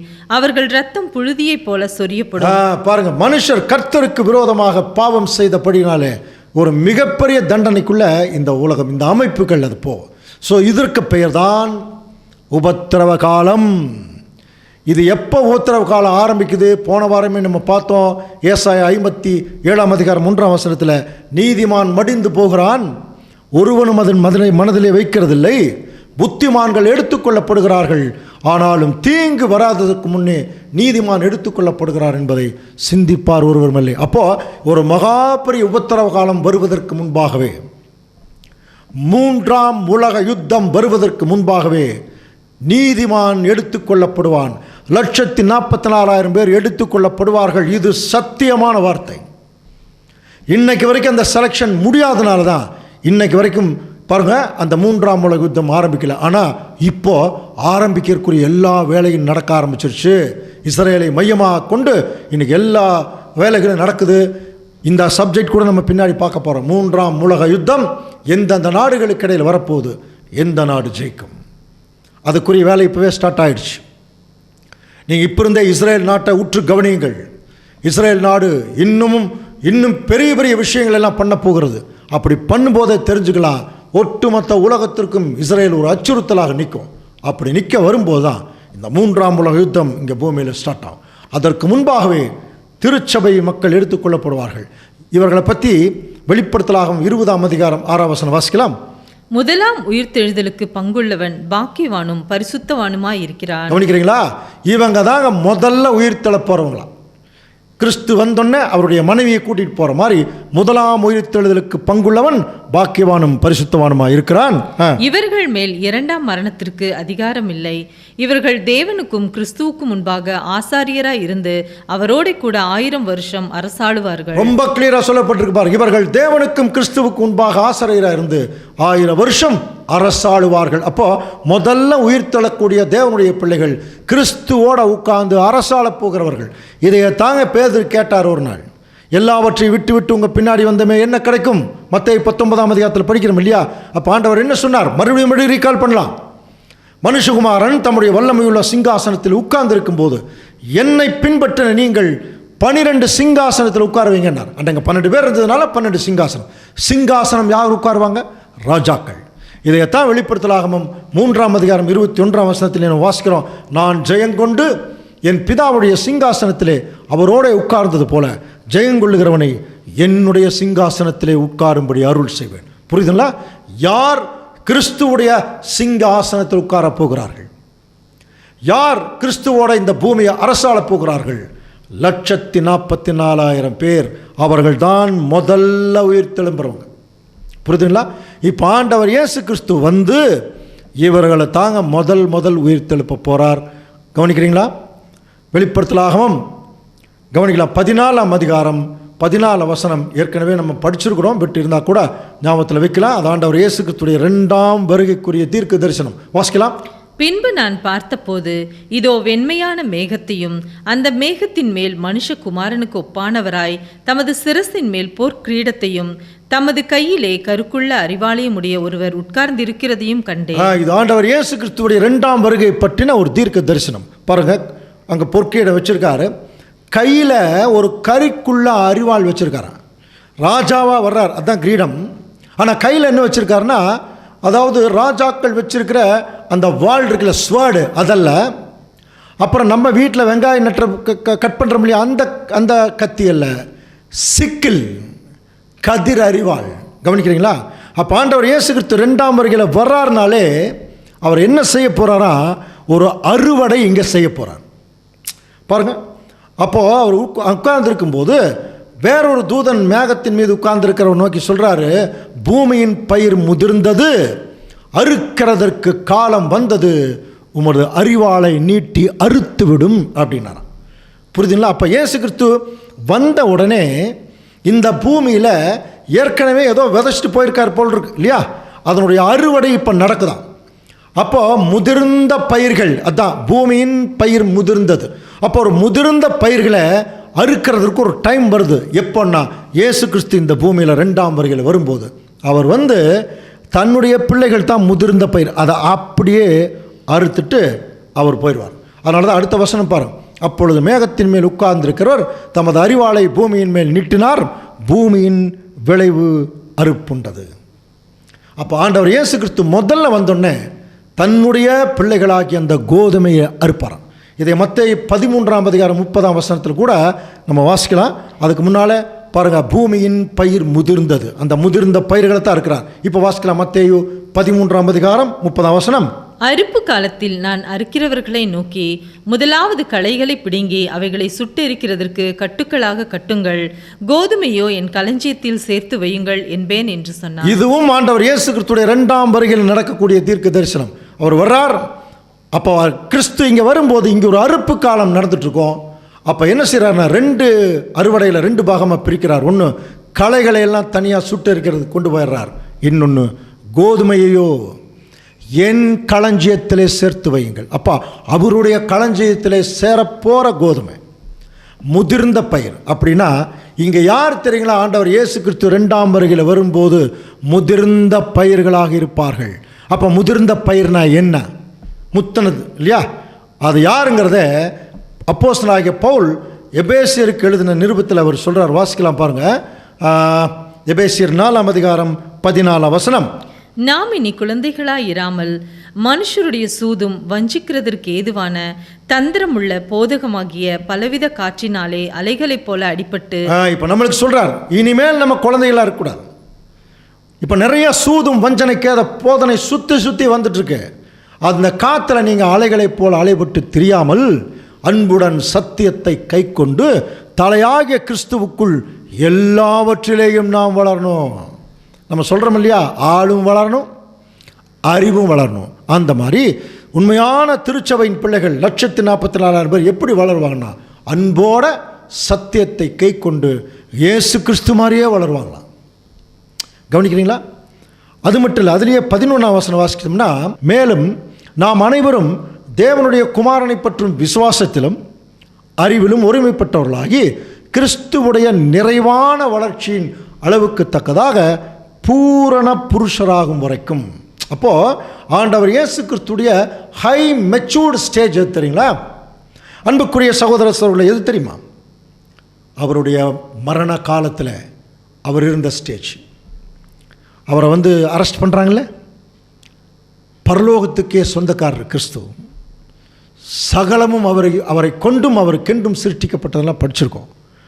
இந்த பூமிக்கே சொந்தக்காரர். ஆனால் அந்த சோல்ஜர்ஸ் அவரை பிடிக்கும்போது ஒரு கைதி போல நடத்தப்பட்டு அவ்வளோ தாழ்மையாக போயிட்டார். அதுதாங்க மெச்சூரிட்டி. துப்பும் போதும் கொட்டும் போதும் அறையும் போதும் கீழே போட்டு மிதிக்கும் போதும் இந்த ஜனங்களுடைய பாவத்திற்காக நான் சாகிறது அது தேவனுக்கு பிரியம்னு நினைக்கும் போது அந்த சந்தோஷத்தோட அந்த வலிகள், அந்த கஷ்டங்கள், அந்த அவமானங்கள், அந்த துப்பு, அந்த கொட்டு எல்லாவற்றையும் தாங்கினார். பார்த்தீங்கன்னா அதுதாங்க மெச்சூரிட்டி. அந்த மாதிரி ஒரு மெச்சூரிட்டி இருக்கணுமா? இன்றைக்கி அந்த மாதிரி ஒரு கிறிஸ்தவன் ஒரு மெச்சூரிட்டிக்கு வருவான்னா அது ரொம்ப ரொம்ப அபூர்வம் தான். எவ்வளவு அவமானங்கள் வந்தாலும் தாங்கணும், சகிக்கணும். புரியுதுங்களா? புலம்பக்கூடாது. ஐயோ தேவனேன்னு புலம்பக்கூடாது. ஒரு விஷயம் நமக்கு நடக்குது அப்படின்னா அது தேவனுடைய, அது ஏதோ ஒரு சித்தம்னு சொல்லிட்டு அமைதியாக பொறுமையாக இருக்கணும், சகிச்சு பழகணும் துன்பங்களை. போன வாரம் கூட பார்த்தோம் இல்லையா? அதே சமயத்தில் சாத்தானுக்கு எதிராக போராட்டம் பண்ணணும். அப்போ இப்படிப்பட்ட ஒரு மெச்சூர்டு கண்டிஷனில் யார் இருக்கிறாங்களோ அவங்க தான் 144,000 பேர் ஆக முடியும். அவர்கள் தான் முதலாம் உயிர்த்தெழுதலுக்கு பங்குள்ளவர்கள். அவங்க தான் திருச்சபை, அவங்க தான் மணவாட்டி, அவங்க தான் 144,000 பேர். கவனிக்கிறீங்களா? அவங்க தாங்க முதல் அறுவடையில் ஆண்டவர் இயேசு கிறிஸ்து இங்கே பூமியில் வந்து அறுத்துருவார். இப்போ கவனிங்க, இப்போ இந்த சத்தியத்துக்குள்ளே இந்த காலகட்டத்தையே நம்ம எடுத்துக்கலாம். அதுதான் சரியாக இருக்கும். அழைக்கப்பட்டவர்கள் அநேகர், இந்த சத்தியத்தை கேட்டு வர்றவங்க நிறைய பேர், ஆயிரக்கணக்கான பேர் வர்றாங்க. உலகத்தோடு எடுத்துக்கிட்டோம்னா லட்சம் கூட வரலாம். அப்படி அழைக்கப்பட்டவர்கள் அநேகர், அதில் தெரிந்து கொள்ளப்பட்டவர்கள் சிலர். கவனிங்க, அப்போது உண்மை உள்ளவர்கள் ஒரு சிலர் தான். ஆனால் இதில் யார் உண்மை உள்ளவர்கள்ங்கிறத தேவன் தான் டிசைட் பண்ணுவார். ஆண்டவர் இயேசு கிறிஸ்து தான் டிசைட் பண்ணுவார். அப்போ அப்படி இருக்கும் பட்சத்தில் இப்போ எல்லாம் என்ன போதிக்கப்பட்டு கொண்டிருக்கும் அப்படின்னா பாருங்கள், திருச்சபை இப்போ 3ஆம் உலகம் தவறுவதற்கு முன்பாகவே எடுத்துக்கொள்ளப்படும். திருச்சபை அர்மகதோன் வர்றதுக்கு முன்னாடி எடுத்துக்கொள்ளப்படும். திருச்சபை ஒரு மகா பெரிய உபத்திரவம் இந்த பூமிக்கு வந்து இந்த பூமி அதிர்வதற்கு முன்பாகவே எடுத்துக்கொள்ளப்படும் என்று போதிக்கப்படும். அப்போ நிறைய பேர் இந்த சபையில் இருப்பாங்க, நம்முடைய ஐக்கியத்தில் எல்லாம் இருப்பாங்க. அவரவங்க என்ன நினச்சிட்டு இருப்பாங்கன்னா, ஓ நம்மெல்லாம் என்ன ஆயிடலாம், கிறிஸ்துவோட போயிடலாம். இன்றைக்கி அப்படி தாங்க எல்லா கிறிஸ்துவர்களும் நினைக்கிறாங்க, நம்மெல்லாம் கிறிஸ்துவோட போயிடலாம். திடீரென்று 3ஆம் உலக யுத்தம் அறிவிக்கப்படும் போது அறிவிக்கப்பட்டதுக்கப்புறம் அதுக்கு முன்னாடி நமக்கு என்ன சத்தியம் போதிக்கப்படுது? கிறிஸ்து வந்து ஒரு அறுவடையில் 144,000 பேர் அறுத்துட்டு போயிடுவார். இந்த சத்தியமெல்லாம் நமக்கு போதிக்கப்பட்டிருக்கும். அப்படி போதிக்கப்பட்டிருக்கும் போது திடீரென்று 3ஆம் உலக யுத்தம் ஆரம்பிச்சிருச்சுன்னா அப்போ உயிரோடு இருக்கிறாங்க பாருங்க, அவங்க என்ன சொல்லுவாங்கன்னு சொல்லுங்க. அறுவடை முடிஞ்சிருச்சா? பைபிளில் சொல்லப்பட்ட அறுவடை முடிஞ்சிருச்சா? ஐயோ, நம்ம அந்த அறுவடைக்குள்ளே போகலையா, நம்ம ரட்சிக்கப்படலையா கேட்பாங்க இல்லையா? கேட்பாங்க என்று தீர்க்க தரிசனம் சொல்லுது பாருங்க. இப்படி 144,000 பேர் எடுத்துக்கொள்ளப்பட்டதுக்கு பிறகு இந்த அழைக்கப்பட்டவர்கள், தெரிந்து கொள்ளப்பட்டவர்கள் நிலைமையில் இருக்கிற அவர்களும் தங்களுடைய ஒரு இம்மச்சூடி காரணமாக என்ன நினச்சிட்டு இருப்பாங்கன்னா, அவர்களும் அப்படியே பரலோகத்துக்கு போயிடுவோம்னு நினச்சிருப்பாங்க. ஆனால் அவர்களுக்கு அந்த அழைப்புக்குள்ளே போயிருக்கிறதுக்கான வாய்ப்பு இருக்காது. அவங்க உடனே என்ன சொல்லுவாங்க தெரியுங்களா? இப்போ வாசிக்கலாம் பாரு, எரேமியா 8ஆம் அதிகாரம் 20ஆம் வசனம். அறுப்பு காலம் சென்றது, கோடை காலமும் முடிந்தது, நாமோ ரட்சிக்கப்படவில்லை. கரெக்டாக அந்த வசனம் கரெக்டாக பொருந்துதான். அப்போ பாருங்க, அறுப்பு காலம் சென்றது, கோடை காலம் முடிந்தது, நாமோ ரட்சிக்கப்படவில்லை. ஏன்னா இஸ்ரேல் நாட்டில் கோடை காலம் தான் அறுவடையினுடைய காலம். அதை பேஸ் பண்ணி தான் இந்த தீர்க்க தரிசனம் எழுதப்பட்டிருக்கு. கவனிங்க, அப்போது இப்போ பாருங்கள், எல்லாம் அறுவடையில் போயிட்டாங்க. முதலாம் உயிர்த்தெழுதலுக்கு பங்குள்ளவர் போயிட்டாங்க. அப்போ இந்த பூமியில் நிறைய பேர் அழைக்கப்பட்டிருப்பாங்க, தெரிந்து கொள்ளப்பட்டிருப்பாங்க இல்லையா? அவர்கள் உண்மையிலுமே ஒரு கைவிடப்பட்ட நிலைமையில் தான் இருப்பாங்க. ஏன்னா இவர்கள் மேலே போனோன்னே இந்த பூமியில் ஒரு மகா உபத்திரவம் உண்டாயிரும். கலேபரம், டெர்பிள் சொல்கிறோம் இல்லையா? பயங்கரங்கள் இந்த பூமியை சூழ்ந்துரும். இந்த பூமி அதிரும், எல்லா பக்கமும் போர் மேகம் சூடும், பொருளாதாரம் கீழே விழுகும், ராஜ்யங்கள் கீழே விழுகும், கவர்மெண்ட்ஸ் விழுகும், எல்லா பக்கமும் சண்டை சச்சரவுகள் பெருக ஆரம்பிக்கும். ஸ்தம்பிச்சு போயிடுமா உலகமே. இந்த ஒரு பிரளயத்துக்குள்ள, உபத்திரவத்துக்குள்ள யார் மாற்றிடுவாங்கன்னா, இந்த அழைக்கப்பட்டு தெரிந்து கொள்ளப்பட்ட நிலைமையில் இருக்கிறவர்கள். ஏன் மாற்றாங்க? அந்த உண்மையை காட்டாம விட்டுட்டாங்க. அழைக்கப்பட்ட நிலைமையில் இருந்தாங்க, விசுவாசாங்க, தெரிந்து கொள்ளப்பட்ட நிலைமையில் நிறைய கிரியும் செஞ்சாங்க. ஆனால் தேவனுக்கு தேவை உண்மை. அந்த உண்மையை காட்டினவங்க தாங்க கிறிஸ்துவுக்கு சபையாக இருக்க முடியும். அவர்கள் தான் திருச்சபையாக மாற முடியும். ஆனால் இவர்கள் திருச்சபையாகத்தான் அழைக்கப்பட்டாங்க. ஆனால் இப்போ என்ன ஆயிட்டாங்கன்னா, அந்த உண்மையை காட்டாதனால அவர்கள் உபத்திரவத்தில் கைவிடப்பட்டார்கள். அதனால தான் இந்த வெள்ளையங்கில் தரித்த இவர்கள் யாருன்னு கேட்கும்போது திரளான கூட்டம், இவர்கள் வந்து எங்கிருந்து வந்தவங்க, வெள்ளையங்கில் தரித்தவர்கள் எங்கிருந்து வந்தவங்கன்னு சொல்லும்போது பாருங்கள், வசனம் வாசிக்கலாம் மறுபடியும். வெளிப்படுத்தல் 7:13. அப்பொழுது மூப்பர்களில் ஒருவன் என்னை நோக்கி, வெள்ளை அங்கிகளை தரித்திருக்கிற இவர்கள் யார், எங்கிருந்து வந்தார்கள் என்று கேட்டேன். அதற்கு நான், ஆண்டவனே, அது உமக்கே தெரியும் என்றேன். அப்பொழுது அவன், இவர்கள் மிகுந்த உபத்திரவத்திலிருந்து வந்தவர்கள். அப்படியே பார்த்தோம் இல்லையா, இவர்கள் மிகுந்த உபத்திரவத்திலிருந்து வந்தவர்கள். உபத்திரவத்தில் மாட்டிட்டாங்க. என்ன பிரச்சனை அவங்களுக்குள்ள நடந்துருச்சுன்னா, இவர்கள் தங்கள் அங்கிகளை ஆட்டுக்குட்டியானுடைய ரத்தத்திலே தோய்த்து வெளுத்தவர்கள். அப்போ இவங்களுக்கு ஒரு ட்ரெஸ் கொடுக்கப்பட்டிருக்கு. இந்த ட்ரெஸ்ஸை கரைப்படுத்திட்டாங்க. கவனிக்கிறீங்களா? கரைப்படுத்தினதுனால அதை மறுபடியும் துவைக்க வேண்டிய ஒரு சூழ்நிலைக்கு வந்தாங்க.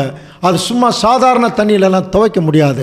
மறுபடியும் ஆண்டவர் இயேசு கிறிஸ்துடைய ரத்தம் அப்படின்னா அவருடைய இரக்கம், அவருடைய தியாக பலிக்குள்ள தங்களுடைய இருதயத்தை செலுத்தினா மட்டும்தான் மறுபடியும் அந்த மன்னிப்பு பெற்றவங்க வர முடியும். ஸோ மன்னிப்பு பெற்று வர்றாங்க. கவனிக்கிறீங்களா? உபத்திரவத்திலிருந்து வெளியே வர்றாங்க. தங்களுடைய அங்கிகளை கரைப்படுத்திட்டாங்க.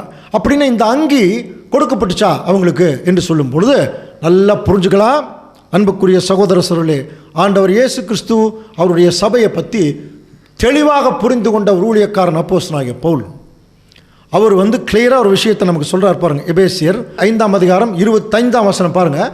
புருஷர்களே, உங்கள் மனைவிகளில் அன்பு கூறுங்கள், அப்படியே கிறிஸ்துவும் சபையில் அன்பு கூர்ந்து.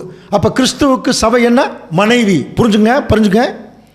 அப்போ புருஷர்களே, உங்கள் மனைவிகளில் அன்பு கூறுங்கள், அப்படியே கிறிஸ்துவும் சபையில் அன்பு கூர்ந்து தாம் அதை திருவசனத்தை கொண்டு தண்ணீர் முழுக்கினால் சுத்திகரித்து பரிசுத்தமாக்குகிறதற்கும், கவனிங்க, கரை திரை முதலானவைகள் ஒன்றுமில்லாமல் பரிசுத்தமும் பிழையற்றதுமான மகிமையுள்ள சபையாக தமக்கு முன் நிறுத்திக் கொள்வதற்கும் தம்மைத்தாமே அதற்காக ஒப்பு கொடுத்தார்.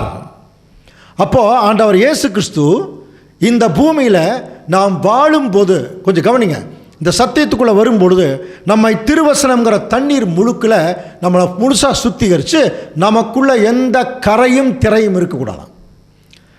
புரியுதுங்களா? ஸ்பாட்டட் அண்ட் ரிங்கிள் இருக்கும் ஆங்கிலத்தில். கரையும் திரையும் இல்லாமல் நம்மளை அவருக்கு முன்னாடி ஒரு பிழையற்ற சபையை நிறுத்துறதுக்கு தான் நம்மளை ஒவ்வொரு நாளும் தண்ணீர் முழுக்கினால் சுத்திகரிக்கிறார். இப்போ நம்முடைய வாழ்நாள் அதுதான் நடந்துட்டுருக்கு. நம்மெல்லாம் கிறிஸ்துவுக்கு மனவாட்டியாக என்னைக்கு நம்மளை அழைச்சாரோ அன்னையிலிருந்து தண்ணீர் முழுக்கினால் நம்மளை சுத்திகரிச்சுட்டே இருக்கார். அப்போ நம்ம என்ன இருக்கணும்? கரை திரை இல்லாமல் இருக்கணும் இல்லையா? ஆனால் என்ன ஆயிடுச்சுன்னா, சில நேரங்களில் அந்த திருச்சபை இருக்கிறாங்க பாருங்கள், 144,000 பேர், அவர்களும் இதே அந்த கண்டிஷனில் தான் இருக்கிறாங்க. இப்போ நமக்குள்ளே நம்ம போடுற ட்ரெஸ் இருக்கு இல்லையா, இந்த ட்ரெஸ்ஸில் கரைப்படாதா? கட்டாயம் வரும். மீன் கடைக்கு போய் பாருங்கள், கரைப்பட்டு தான் தீரும் இல்லையா? அப்போ அதே சமயத்தில் இந்த கரைப்படும் போது திருச்சபைக்கும் இப்போ கைவிடப்பட்ட நிலைமையில் இருக்கிறாங்க பாருங்கள் இந்த திரள் கூட்டம், இவங்களுக்கு ஒரு பெரிய வித்தியாசம் என்ன தெரியுமா? திருச்சபை ஒரு நாள் போய் ஏதோ ஒரு சின்ன ஒரு பாவம் அல்லது ஒரு சின்ன கரை தவறி போய் ஏதோ ஒரு சின்ன தவறு நடந்துருச்சுன்னா உடனடியாக வேத வசனங்களை கொண்டு சுத்திகரிச்சிருமா. உடனே வசனத்தை பார்த்து அந்த வசனத்தை கீழ்ப்படிஞ்சு தேவனிடத்தில் மன்னிப்பை வாங்கி இமிடியேட்டாக சுத்திகரிச்சிடும். அப்போ அந்த கரை உடனே கழுவிரும்னு அர்த்தம். ஆனால் அந்த திரள் கூட்டம் என்ன பண்ணுறாங்க, ஒரு சின்னதாக ஒரு பொட்டு ஸ்பாட்டட், அதான் கரை, அந்த பொட்டு வந்துருச்சுன்னா அதை பார்த்துட்டு அதை சோம்பேறித்தனத்தில் விட்டுறாங்க. அது சின்ன ஒரு பொட்டு தானே. அது மறுபடியும் இன்னொரு நாள் போகும்போது இன்னொரு பொட்டு, அப்போ மறுபடியும் இன்னொரு போகும்போது இன்னொரு பொட்டு, அப்படியே நிறைய அந்த பொட்டு மாதிரி நிறைய கரைகள் படும்போது சில நேரத்தில் என்ன ஆகிடும்னா அது சுருங்கி அப்படியே அது கிழிஞ்சிருமா. அதுதான் திரை, ரிங்கிள். அதிகமாக அந்த கரை படும்போது அது சுருக்கம் ஜாஸ்தியாகி அது கிழிஞ்சிரும். புரியுதுங்களா? இப்படி தான் திரள் கூட்டம் தன்னுடைய சோம்பேறித்தனத்தினாலையும் அசட்டைத்தனத்தினாலையும் தேவன் பேர் இருக்கிற பயபக்தி இல்லாதனாலையும் இப்போ சத்தியம் தெரியும் வேலை செய்வாங்க, இருந்தாலும் தங்களுடைய பரிசுத்தத்தை குறித்து எதை குறித்து கவலைப்படாமல் இருக்கிற ஒரு ஜனங்கள். இவங்க என்ன பண்ணுவாங்கன்னா இதை அப்படியே ஜாஸ்தி பண்ணி கடைசியில் என்ன சொல்லிடுவாங்களா, இதுவே ஒரு நல்ல டிசைனாக இருக்கேன்ட்டு போயிடுவாங்களாம். பொட்டாக இருக்கு ஒரு நல்ல டிசைன் சொல்லிட்டு. அப்போ இப்படி இருக்கிறவர்கள் தங்களுடைய வஸ்திரத்தை என்ன பண்ணிட்டாங்கன்னா கரைப்படுத்துகிறாங்க. இது என்ன வஸ்திரம்னு பைபிளில் சொல்லப்பட்டிருக்கு தெரியுங்களா? வாசிக்கலாம். கலாத்தியர் 3ஆம் அதிகாரம் 27ஆம் வசனம். ஏனெனில் உங்களில் கிறிஸ்துவுக்குள்ளாக ஞானஸ்நானம் பெற்றவர்கள் எத்தனை பேரோ அத்தனை பேரும் கிறிஸ்துவை தரித்து கொண்டீர்கள். இதுதாங்க ட்ரெஸ். யாரெல்லாம் கிறிஸ்துவுக்குள்ளாக ஞானஸ்தானம் பெற்றார்களோ அவங்க எல்லாம் கிறிஸ்துவை தரித்து கொண்டீர்களே. தரித்து கொள்றதுனா ட்ரெஸ்ஸு. அப்போ இன்னொருத்தர் நம்மளை பார்த்தா நம்முடைய ட்ரெஸ்ஸு தானே தெரியும். புரிஞ்சுக்கிற மாதிரி சொல்லணும்னா, என்னைக்கு நம்ம தேவனோட உடன்படிக்கை ஞானஸ்தானம் எடுத்துட்டோமோ அன்னையிலிருந்து நாம் கிறிஸ்துவாக மாறிவிட்டோம்னு அர்த்தம். நமக்குள்ள கிறிஸ்துங்கிற ஒரு குழந்தை நாளுக்கு நாள் வளரணும். அப்போது நம்மளை யாராவது பார்த்தா யார் தான் நமக்கு அவங்களுக்கு நம்மளை எப்படி தெரியணும்னா கிறிஸ்து மாதிரி தெரியணும். புரியுதுங்களா? கிறிஸ்துவுடைய கேரக்டரையே காட்டிகிட்டு இருக்கணும். அதுதான் கிறிஸ்துவை தரித்து கொண்டீர்கள். சில நேரத்தில் கிறிஸ்துவுடைய கேரக்டரு நமக்கு நல்லா தெரியும். நான் சாந்தமும் மனத்தாழ்மையுமாக இருக்கிறேன் அப்படின்னு சொல்லுவார். இப்போ சில நேரத்தில் நமக்கு சூழ்நிலைகள் வரும்போது கோபம் வந்துடுது, தாழ்மை வரல, மேட்டியம் வந்துடுது. அப்படின்னு என்ன அர்த்தம்? ஒரு பொட்டு விழுகுதா கரை, உடனே என்ன பண்ணும்? ஐயோ நான் பேசுனது தப்பு, மேட்டிமையாக பேசிட்டேன், அல்லது ரொம்ப கோவப்பட்டேன், தப்பு. உடனடியாக தேவன்கிட்ட போய் மன்னிப்பு கேட்டு இமீடியட்டாக அந்த கரையை வசனங்களின் மூலம் தொடச்சிட்டு இருந்துட்டாங்கன்னா அவங்க திருச்சபை ஆகிடுவாங்க. ஆனால் இவங்க என்ன பண்ணுறாங்கன்னா அந்த கரையை அதிகமாக்குறார்கள். ஆனால் இவங்க அழைக்கப்பட்டவர்கள், தெரிந்து கொள்ளப்பட்டவர்கள். ஆனால் கரையை அதிகமாக்குறாங்க. தேவன் இவர்களை அழைச்ச ஒரே காரணத்தினால இவர்களை என்ன செய்யலைன்னா கைவிடலை. ஆனால் இவர்கள் தாங்கள் செய்த தவறை உணரணும். அதுக்காக தான் தேவன் என்ன செய்கிறார்னா இவர்களை கொஞ்ச காலம் அந்த உபத்திரவத்துக்குள்ளே விடுறார். கவனிங்க, அந்த உபத்திரவத்துக்குள்ளே போகும்போது தான் தெரியும், ஐயோ நம்ம கிடைச்ச நல்ல வாய்ப்புகளை எல்லாம் விட்டுட்டோமே, நம்ம திருந்துவதற்கு நிறையா தேவன் டைம் கொடுத்தார், அதையெல்லாம் விட்டுட்டோமேன்னு சொல்லி அவங்க என்ன செய்வாங்கன்னா மனம் திரும்பி மறுபடியும் ஆண்டவர் இயேசு கிறிஸ்துடைய அந்த தியாக பலியை நோக்கி பார்ப்பாங்களாம். எப்படியாவது எங்களுக்கு அந்த மன்னிப்பு கொடுங்க ஆண்டவரே. அந்த தியாக பலியை நோக்கி பார்த்து அவர்கள் மனம் திருந்தும் போது அவருடைய வஸ்திரம் மறுபடியும் கிறிஸ்துடைய இரத்தத்தினாலே கழுவப்பட்டு அவர்களையும் தேவன் என்ன செய்கிறார்னா அந்த உபத்திரவத்தை வெளியெடுக்கிறார். கவனிக்கிறீங்களா? வெளியெடுத்தாலும் இப்போது 1,44,000 பேர் எங்கே உட்கார்றாங்க? தேவனுடைய பாருங்கள், ஆண்டவர் இயேசு கிறிஸ்துவிய சிங்காசனத்தில் உட்காருவாங்களாம். அப்படின்னா ராஜாக்கள் 1,44,000 பேர் ராஜாக்களாக போய் உட்கார்ந்துடுறாங்க. இப்போ இந்த அழைக்கப்பட்டு தெரிந்து கொள்ளப்பட்ட நிலைமையில் இருக்கிறவங்க தங்கள் வஸ்திரங்களை கரைப்படுத்தினதுனால இவங்க எங்கே உட்கார்றாங்கன்னு தெரியல. ஆனால் இவங்களுக்கு ஒரு எச்சரிப்பு மொத்தமாக தேவன் கொடுக்கும்போது வெளிப்படுத்தல் 16ஆம் அதிகாரம் 15ஆம் வசனம் வாசிக்கலாம். இதோ திருடனை போல் வருகிறேன், தன் மானம் காணப்படத்தக்கதாக நிர்வாணமாய் நடவாதபடிக்கு விழித்து கொண்டு தன் வஸ்திரங்களை காத்து கொள்ளுகிறவன் பாக்கியவான். முதலே சொல்லிட்டார். அப்போ ஆண்டவர் இயேசு கிறிஸ்து 2ஆம் வருகையில் வந்து தான் இந்த அறுவடை பண்ணுறார், படிக்கிறோம் இல்லையா? அப்போ அவர் வரும்போது எப்படி சொல்கிறார்? ஒரு திருடன் வருகிற விதமாக தன்னுடைய வருகை இருக்கும். அதனால் நீங்கள் உங்கள் வஸ்திரத்தை காத்துங்க. வஸ்திரத்தை காத்து கொண்டவர்கள் திருச்சபை, வஸ்திரத்தை கரைப்படுத்தினவர்கள் திரள் கூட்டம். கவனிங்க, வஸ்திரத்தை காத்து கொண்டவர்கள் திருச்சபை, வஸ்திரத்தை கரைப்படுத்தினவர்கள் திரள் கூட்டம். ஸோ இவங்க கரைப்படுத்தினதுனால இவர்களை தேவன் கொஞ்சம் தண்டனைக்குள்ளே கொண்டு போய் மறுபடியும் இரத்தத்திலே தோய்த்து வெளியெடுக்கிறார். இப்போ இவர்களும் எங்கே போகிறாங்கன்னா இவர்களும் பரலோகத்துக்கு தான் போகிறாங்க. கவனிக்கிறீங்களா? அப்போ தேவன் இவர்களையும் கைவிடல. ஆனால் இவர்கள் பரலோகத்தில் எங்கே இருப்பாங்க? வாசிக்கலாம். வெளிப்படுத்தல் 7ஆம் அதிகாரம் 15ஆம் வசனம் வாசிக்கலாம். ஆனபடியால் இவர்கள் தேவனுடைய சிங்காசனத்திற்கு முன்பாக இருந்து இரவும் பகலும் அவருடைய ஆலயத்திலே அவரை சேவிக்கிறார்கள். பார்த்தீங்களா? இவங்க எங்க இருக்கிறாங்க? கிளியரா இருக்கு பைபிள்ல. கொஞ்சம் வாசிக்கலாம் பாருங்க. 1,44,000 பேர் சிங்காசனத்தில் உட்கார்றாங்க. இந்த திரள் கூட்டம் போய் சிங்காசனத்துக்கு முன்பாக இருந்து அவரை சேவிக்கிறார்கள். சேவை செய்ய போறாங்களா? இன்னும் சொல்ல போனா பரலோகத்தில் இவர்கள் வேலைக்காரர்களாக இருப்பாங்க. 1,44,000 பேர் பரலோகத்தில் ராஜாக்களாக இருப்பாங்க. ஆனால் இவங்க எல்லாருமே ஒரே அழைப்புக்குள்ளே வந்தவங்க தான். பார்த்தீங்களா? அழைக்கப்பட்டவர்கள், தெரிந்து கொள்ளப்பட்டவர்கள், உண்மை உள்ளவர்கள். அப்போ உண்மை உள்ளவர்கள் ராஜாக்களாக போய் உட்கார்ந்துருப்பாங்க. அழைக்கப்பட்டு தெரிந்து கொள்ளப்பட்ட நிலைமையில் தங்கள் வஸ்திரத்தை கரைப்படுத்தினவர்கள் அவர்களையும் தேவன் கைவிடல, கொஞ்சம் தண்டனைக்குள்ளே கொண்டு போய் அவர்களையும் சுத்தப்படுத்தி இப்போ மேலே கொண்டு வரார். இவர்கள் பரலோகத்தில் தான் இருப்பாங்க. ஆனால் சிங்காசனத்தில் உட்கார்றதுக்கான வாய்ப்பில்லை. சிங்காசனத்துக்கு முன்பாக இருந்து, அப்படின்னா முன்னாடி அவர்கள் அந்த ராஜாக்களுக்கு சேவை செய்யக்கூடிய நிலைமையில் இருப்பாங்க.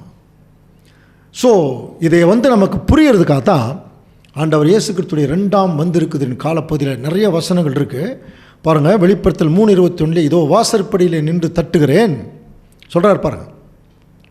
வாசற்படியிலே நின்று தட்டுகிறேன், ஒருவன் என் சத்தத்தை கேட்டு கதவை திறந்தால் நான் அவனிடத்தில் பிரவேசித்து அவனோட போஜனம் பண்ணுவேன், ஷேர் பண்ணுவேங்கிறார். அப்போ வாசற்படியில் நின்று தட்டுகிறேன் அப்படின்னா எதை தனியாக பூமிக்கு ஒரு வாசல் எல்லாம் அந்த கதவெல்லாம் இல்லை. மனக்கதவை பற்றி பேசிகிட்டு இருக்கார். தட்டுகிறேன் அப்படின்னாலே நான் கூப்பிட்றேன்னு அர்த்தம். என் வசனங்களின் மூலம் நான் உன்னை கூப்பிட்றேன். நான் சரியான டைமில் நான் கூப்பிடும்போது என் சொல் பேச்சு கேட்டு யார் வர்றீங்க? அதனால தான் ஆண்டவர் இயேசு கிறிஸ்து 2ஆம் வருகையில் வந்து எப்படி கூப்பிட்றார், இந்த திரள் கூட்டம் எப்படி அதுக்கு ரியாக்ட் பண்ணிச்சுங்கிறத பைபிளில் ரொம்ப அழகாக ஒரு உருவகம் சொல்லப்பட்டிருக்கு. கவனிக்கிறீங்களா? அதுக்கு உன்னத பாட்டில் நம்ம ஒரு வசனம் படிக்கலாம். உன்னத பாட்டில் 2ஆம் அதிகாரம் 10ஆம் வசனம் வாசிக்கலாம்.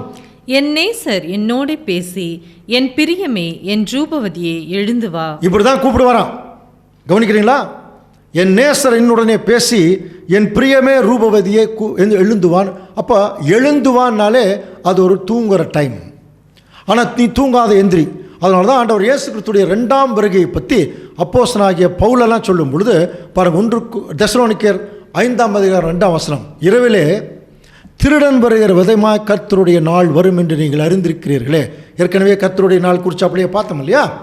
அதே தான் கிறிஸ்துவுடைய ராஜ்யத்தினுடைய ஆரம்பம் இப்படி தான் இருக்கும். அவருடைய வருகையும் திருடன் வருகிற விதமாக தான் இருக்கும். அவருடைய ராஜ்யமும் அப்படி தான் இருக்குமா. அப்போது அங்கே என்ன எச்சரிப்பு கொடுக்குறாருன்னா, சகோதரரே, அந்த நாள் பாருங்கள், திருடனைப் போல உங்களை பிடித்து கொள்ளத்தக்கதாக நீங்கள் எல்லாரும் அந்தகாரத்தில் இருக்கிறவர்கள் அல்லவே. நீங்கள் இருட்டுக்குள்ள இல்லை, உங்ககிட்ட சத்திய வெளிச்சம் இருக்குது. அதனால் ஆகையால் மற்றவர்கள் தூங்குகிறது போல நாமும் தூங்காமல் விழித்து கொண்டு தெளிந்தவர்களாக இருக்க கடவோம். ரொம்ப கிளியராக சொல்கிறேன். நீங்கள் மற்றவங்க தூங்குற மாதிரி தூங்கிறாதீங்க, முடிச்சு விட்டு தெளிந்தவர்களாக இருங்க. அப்போ எப்படி முடிச்சு விட்டு தெளிந்தவர்களாக இருக்கணும்? எதை பார்க்கணும்? அது வேணும் இல்லையா? ஆண்டவர் இயேசு கிறிஸ்துடைய 2ஆம் வருகை குறித்து பைபிளில் வசனம் எப்படி தெரியுங்களா இருக்குது? 2 பேதுரு 1ஆம் அதிகாரம் 19ஆம் வசனம். அதிக உறுதியான தீர்க்க தரிசன வசனமும் நமக்கு உண்டு. பொழுது விடிந்து விடிவெள்ளி உங்கள் இருதயங்களில் உதிக்கும் அளவும் இருளுள்ள ஸ்தலத்தில் பிரகாசிக்கிற விளக்கை போன்ற அவ்வசனத்தை கவனித்திருப்பது நலமாய். என்ன சொல்றார்? நமக்கு இவைகளெல்லாம் கண்டுபிடிக்கிறதுக்கு அதிக உறுதியான வசனம் இருக்கு, உறுதி இல்லாத வசனம் கூட இருக்கு. இப்போ நம்ம எதை பார்க்கணும்? பொழுது விடிந்து விடிவெள்ளி, ஆண்டவர் இயேசு கிறிஸ்துவுக்கு ஒரு விடிவெள்ளின்னு பேர் இருக்கு.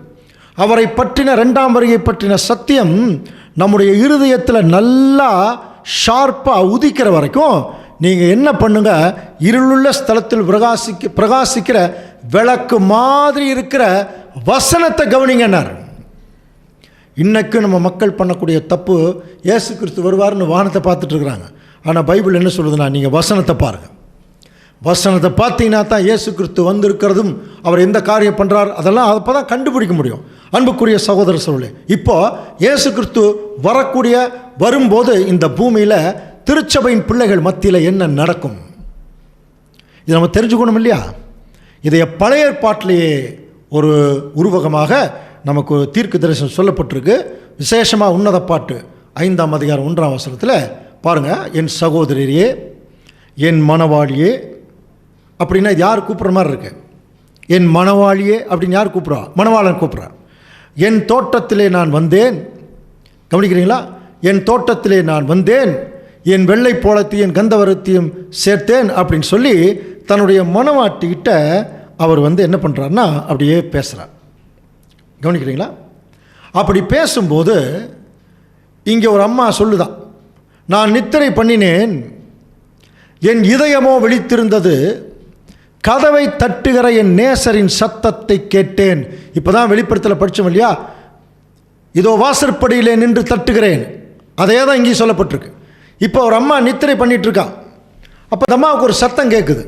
என் பாருங்கள், என் இதயமோ விழித்திருந்தது, கதவை தட்டுகிற என் நேசரின் சத்தத்தை கேட்டேன். அப்போ அந்த கதவை தட்டுற நேசர் என்ன சொல்கிறாருன்னு வாசிக்கலாம் பாருங்கள். என் சகோதரியே, அப்புறம் என் பிரியமே, என் புறாவே, என் உத்தமையே. தன்னுடைய மனைவியை பார்த்து கவனிங்க, அந்த கணவன் பேசுகிறார். இந்த அம்மா என்ன பண்ணணும்?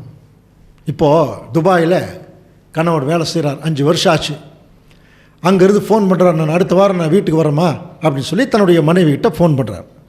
5 வருஷம் கழித்து தன்னுடைய அன்பு கணவனை சந்திக்கிறதுக்கு அந்த அம்மா மிகுந்த ஆவலோடு இருக்கணுமா இல்லையா? கவனிச்சு பாருங்கள். ரொம்ப எக்ஸைட்மெண்ட்டோடு இருக்கும். தன்னுடைய வீட்டுக்கார் வர்றார், குழந்தைகள் எல்லாம் பார்ப்பார் சொல்லி. அப்போது அவன் எப்படி இருக்கணும்? இந்த அம்மா பாருங்கள், ஆனால் அவர் வந்து அப்படி தான் கூப்பிடுவார். எல்லாருமே தங்களுடைய கணவர்கள் தங்களுடைய மனைவிகளை அவங்க செல்லமாக சில பேர் சொல்லி கூப்பிட்ற வழக்கமெல்லாம் உண்டு. ஸோ அப்படி கூப்பிடும்போது அந்த சத்தத்தை கேட்கும்போது அந்த மனைவிக்கு எவ்வளோ சந்தோஷமாக இருக்கும். இப்போ அதே மாதிரி தான் இப்போ ஆண்டவர் இயேசு கிறிஸ்து கூப்பிட்றார், என் சகோதரியே, என் பிரியமே, என் புறாவே. ஏன் அந்த மாதிரி வார்த்தைகள் சொல்கிறார்? புறாவேன்னு என்ன அர்த்தம்னா, நீ புறா மாதிரி இருக்கணும்னு அர்த்தம், காக்கா மாதிரி இருக்கணும்னு அர்த்தம் அல்ல. கள்ளம் கபடம் இல்லாத என்னுடைய மனைவியே அப்படின்னு அர்த்தம் இல்லையா? ஸோ என் புறாவே, என் உத்தமியே, கதவை திற அப்படின்னு சொல்லி அந்த சத்தம் கேட்குதான்.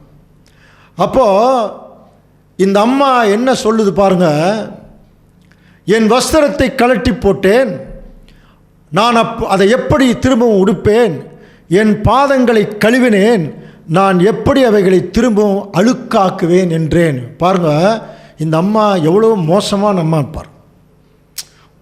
ஒரு கணவன் வந்து 5 வருஷம் கழித்து தன்னுடைய மனைவி பார்க்க வந்து நைட்டு 12 மணிக்கு கதவை தட்டுறார். தன்னுடைய மனைவிக்கு ஒரு நல்ல பேர் கூட்டு வச்சு தட்டுறார். அப்போ அந்த அம்மா, என்ன நீ வர்ற டைம் இதுதானா, ஃபாரின்லேருந்து வர்றீங்க, நைட்டு 12 மணிக்காக வருவாங்க, அப்படியெல்லாம் கதவை திறக்க முடியாது, நீங்கள் போய் பஸ் ஸ்டாண்டில் படுத்து தூங்கிட்டு காலையில் 6 மணிக்கு வாங்க, அப்போ திறக்கிறேன் என்று சொன்னால் அந்த கணவனுக்கு எப்படி இருக்கும்? அப்படி சொல்லக்கூடிய மனைவி தானா? திங்க் பண்ணி பாருங்க. ஒரு உண்மையான அன்பான மனைவி என்ன பண்ணுவோம்? அப்படியே பாஞ்சு வந்து கதவை திறந்து தன்னுடைய கணவனே பார்க்கும் இல்லையா? அப்போது தன் கணவன் பார்க்கணுங்கிற ஆவல் அந்த அம்மாவுக்கு இல்லை, வேற ஏதோ மயக்கத்தில் அந்த அம்மா இருக்குது. இந்த அம்மா சொல்லுது பாருங்க, வஸ்திரத்தை கழட்டி போட்டேன். ஏன் கழட்டி போட்டால் மறுபடியும் வஸ்திரத்தை போடுங்க, புரியுதுங்களா? பாதரட்சியை கழட்டி போட்டேன்னு மறுபடியும் போடுங்க, போய் அவசர அவசரமாக திறக்கணும் இல்லையா? இந்த அம்மாவுக்கு ஏதோ ஒரு சோம்பேறித்தனம் வந்துருச்சு. இப்போ இந்த அம்மா மெதுவாக எந்திரிச்சு போய் கதவை திறக்குது. இப்போ மணவாளன் வந்து தட்டுறாரு. இப்போ மெதுவாக எந்திரிச்சு போய் கதவை திறக்கும் போது பாருங்க, என் நேசருக்கு கதவை திறக்க நான் எழுந்தேன். அடுத்த வசனம் பாருங்க, என் நேசருக்கு கதவை திறந்தேன், என் நேசரோ இல்லை, போய்விட்டார். அவ்வளோதான். பாருங்க, போயிட்டாரா? அவர் சொன்ன வார்த்தையால் என் ஆத்துமா சோர்ந்து போயிற்று. என்னமோ சொல்லிட்டு போயிருக்காருங்க. அதை கேட்டோன்னே இந்த அம்மாவுக்கு ரொம்ப மனசு கஷ்டமாக போச்சு. அவரை தேடினேன், அவரை காணவில்லை, அவரை கூப்பிட்டேன், அவர் எனக்கு மறு உத்தரவு கொடுக்கவில்லை. இந்த அம்மா கதவருகிலேயே சோர்ந்து போய் உட்கார்ந்துருச்சு. பேசாமல் என்ன பண்ணியிருக்கலாம்? தன்னுடைய அன்பு கணவர் வந்து கூப்பிடும் போதே எந்திரிச்சு போயிருக்கணும் இல்லையா? இப்படி தாங்க ஆண்டவர் இயேசு கிறிஸ்து வந்து உண்மையான திருச்சபையின் மக்களை கூப்பிட்றாராம். என் சகோதரியே, என் மணவாளியே, என் உத்தமியே, என் புறாவே, எழுந்துவான்னு கூப்பிட்டோன்ன எந்திரிச்சு போகணுமில்ல? கவனிங்க, இன்னைக்கு இப்படி எந்திரிச்சு போகிறவங்க எத்தனை பேர் இருப்பாங்கன்னு சொல்லுங்கள். ஜோவியில் சொல்கிறது உண்டு, திடீர்னு இப்போ ஆண்டவர் வந்துட்டார்னு வச்சுங்களேன். ஒரு கிறிஸ்டியன் மீட்டிங் நடக்குது, திடீர்னு நடுவில் இறங்கிட்டு இறங்கினோடனே என்ன சொல்லுவாருங்க? இன்னும் 20 வருஷம் கழித்து எல்லாம் படிக்க வச்சுட்டு வாங்கன்னு சொல்லுவாரா? உடனே வந்தோடனே என் சகோதரியே எந்திரிச்சு வா, அவ்வளோதான். பாருங்கள், பரலோகம் போகிறதுக்கு டைம் ஆகிடுச்சு, போகலாம் அப்படின்னு கூப்பிட்டா நம்ம மக்கள் உடனே போவாங்களா? என்ன சொல்லுவாங்க தெரியுங்களா? கேவலமான பதில் சொல்லுவாங்க. என்ன ஆண்டவரே உடனடியாக கூப்பிட்றீங்க? துணி துவைச்சி காய போட்டு வந்திருக்க, அதெல்லாம் யார் எடுத்து வைக்கிறது? ஆண்டவர் சொல்கிற, இல்லைம்மா, நாளைக்கு இந்த உலகம் அழிய போகுது, நான் தான் வந்திருக்கேன், அது முடிக்க போகிறேன், அதனால் நீ எந்திரிச்சு வந்துரு மேலே அப்படின்னு இன்னொரு அம்மா சொல்லுது. இப்போ தான் தோசைக்கு மாவாக்கி ஃப்ரிட்ஜில் வச்சு வந்திருக்கேன், காலையில் குழந்தைங்க ஸ்கூலுக்கு போகிறதுக்கு யாருங்க தோசை சுட்டு கொடுப்பா? ஆண்டவரே. ஆண்டவர் சொல்கிறார், நாளைக்கு இந்த உலகம் அழிய போகுது. காதலியே வாங்க மாட்டாங்க யாரும் கிறிஸ்துவோட போகிறதுக்கு தயாராக இல்லை. எல்லாருமே இந்த பூமியில் இது ஒரு சபிக்கப்பட்ட நிலைமையில் இருந்தால் கூட இதில் இருக்கக்கூடிய பாவத்தில் இருக்கக்கூடிய சின்ன சின்ன இன்பங்களை அனுபவிக்கிறதுக்கும் ரொம்ப விரும்பிட்டாங்க. உலகத்தையும் உலகத்தினுடைய ஆசபாசங்கள் எல்லாத்தையும் விரும்பிட்டாங்க. உடனடியாக இயேசு கிறிஸ்துக்கிட்ட போகிறதுக்கு யாருமே தயாராக இல்லை. 144,000 பேரை தவிர வந்தோடனே போகிறதுக்கு ரெடியாக இருப்பாங்க. பேதுருவெல்லாம் கூப்பிடும்போதே அப்படி தான் வந்திருக்காங்க. பாருங்க, அந்த செம்படவர்கள் அவங்க வந்து அந்த ஆயத்துறையில் இருந்தாங்க. மத்தேயு கூப்பிட்டோன்னே வந்துட்டார் ஆஃபீஸ்லேருந்து. படகுகள் வலைகளை பழுது பார்த்துட்டு இருந்தாங்க. என் பின்னாடி வாங்கணுன்னா அப்படியே விட்டுட்டு வந்தாங்களா? வரும்போதே வந்தவங்க இப்படி போகும்போது எப்படி போனோம் போயிட்டாங்க.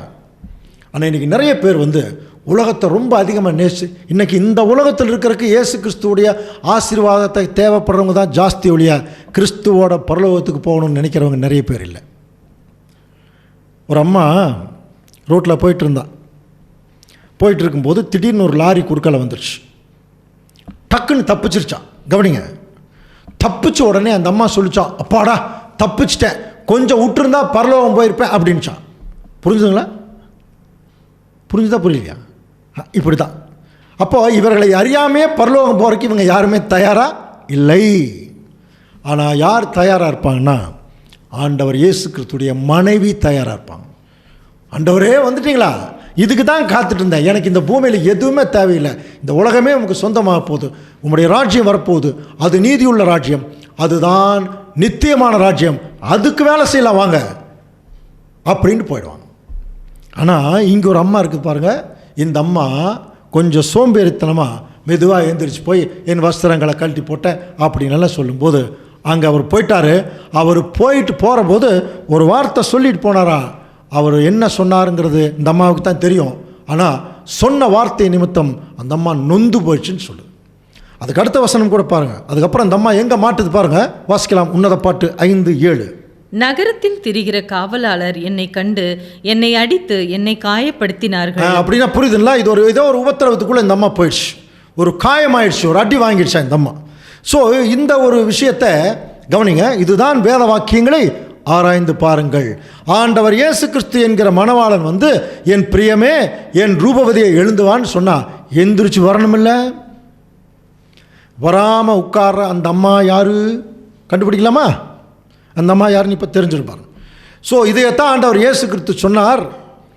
மத்தேயு 24:21 ஒரு மகா பெரிய உபத்திரவம் இந்த பூமியில் உண்டாயிருக்கும். அவருடைய 2ஆம் வருகையை குறித்து கேட்டாங்க இல்லையா சீஷர்கள், உம்முடைய வருகைக்கும் இந்த உலகத்தின் முடிவுக்கும் அடையாளம் என்னன்னு கேட்கும்போது, அப்போ யுத்தங்களின் செய்திகளை கேள்விப்படுவார்கள், கலங்காதபடிக்கு எச்சரிக்கையார்கள், நிறைய வசனங்கள் இருக்குது.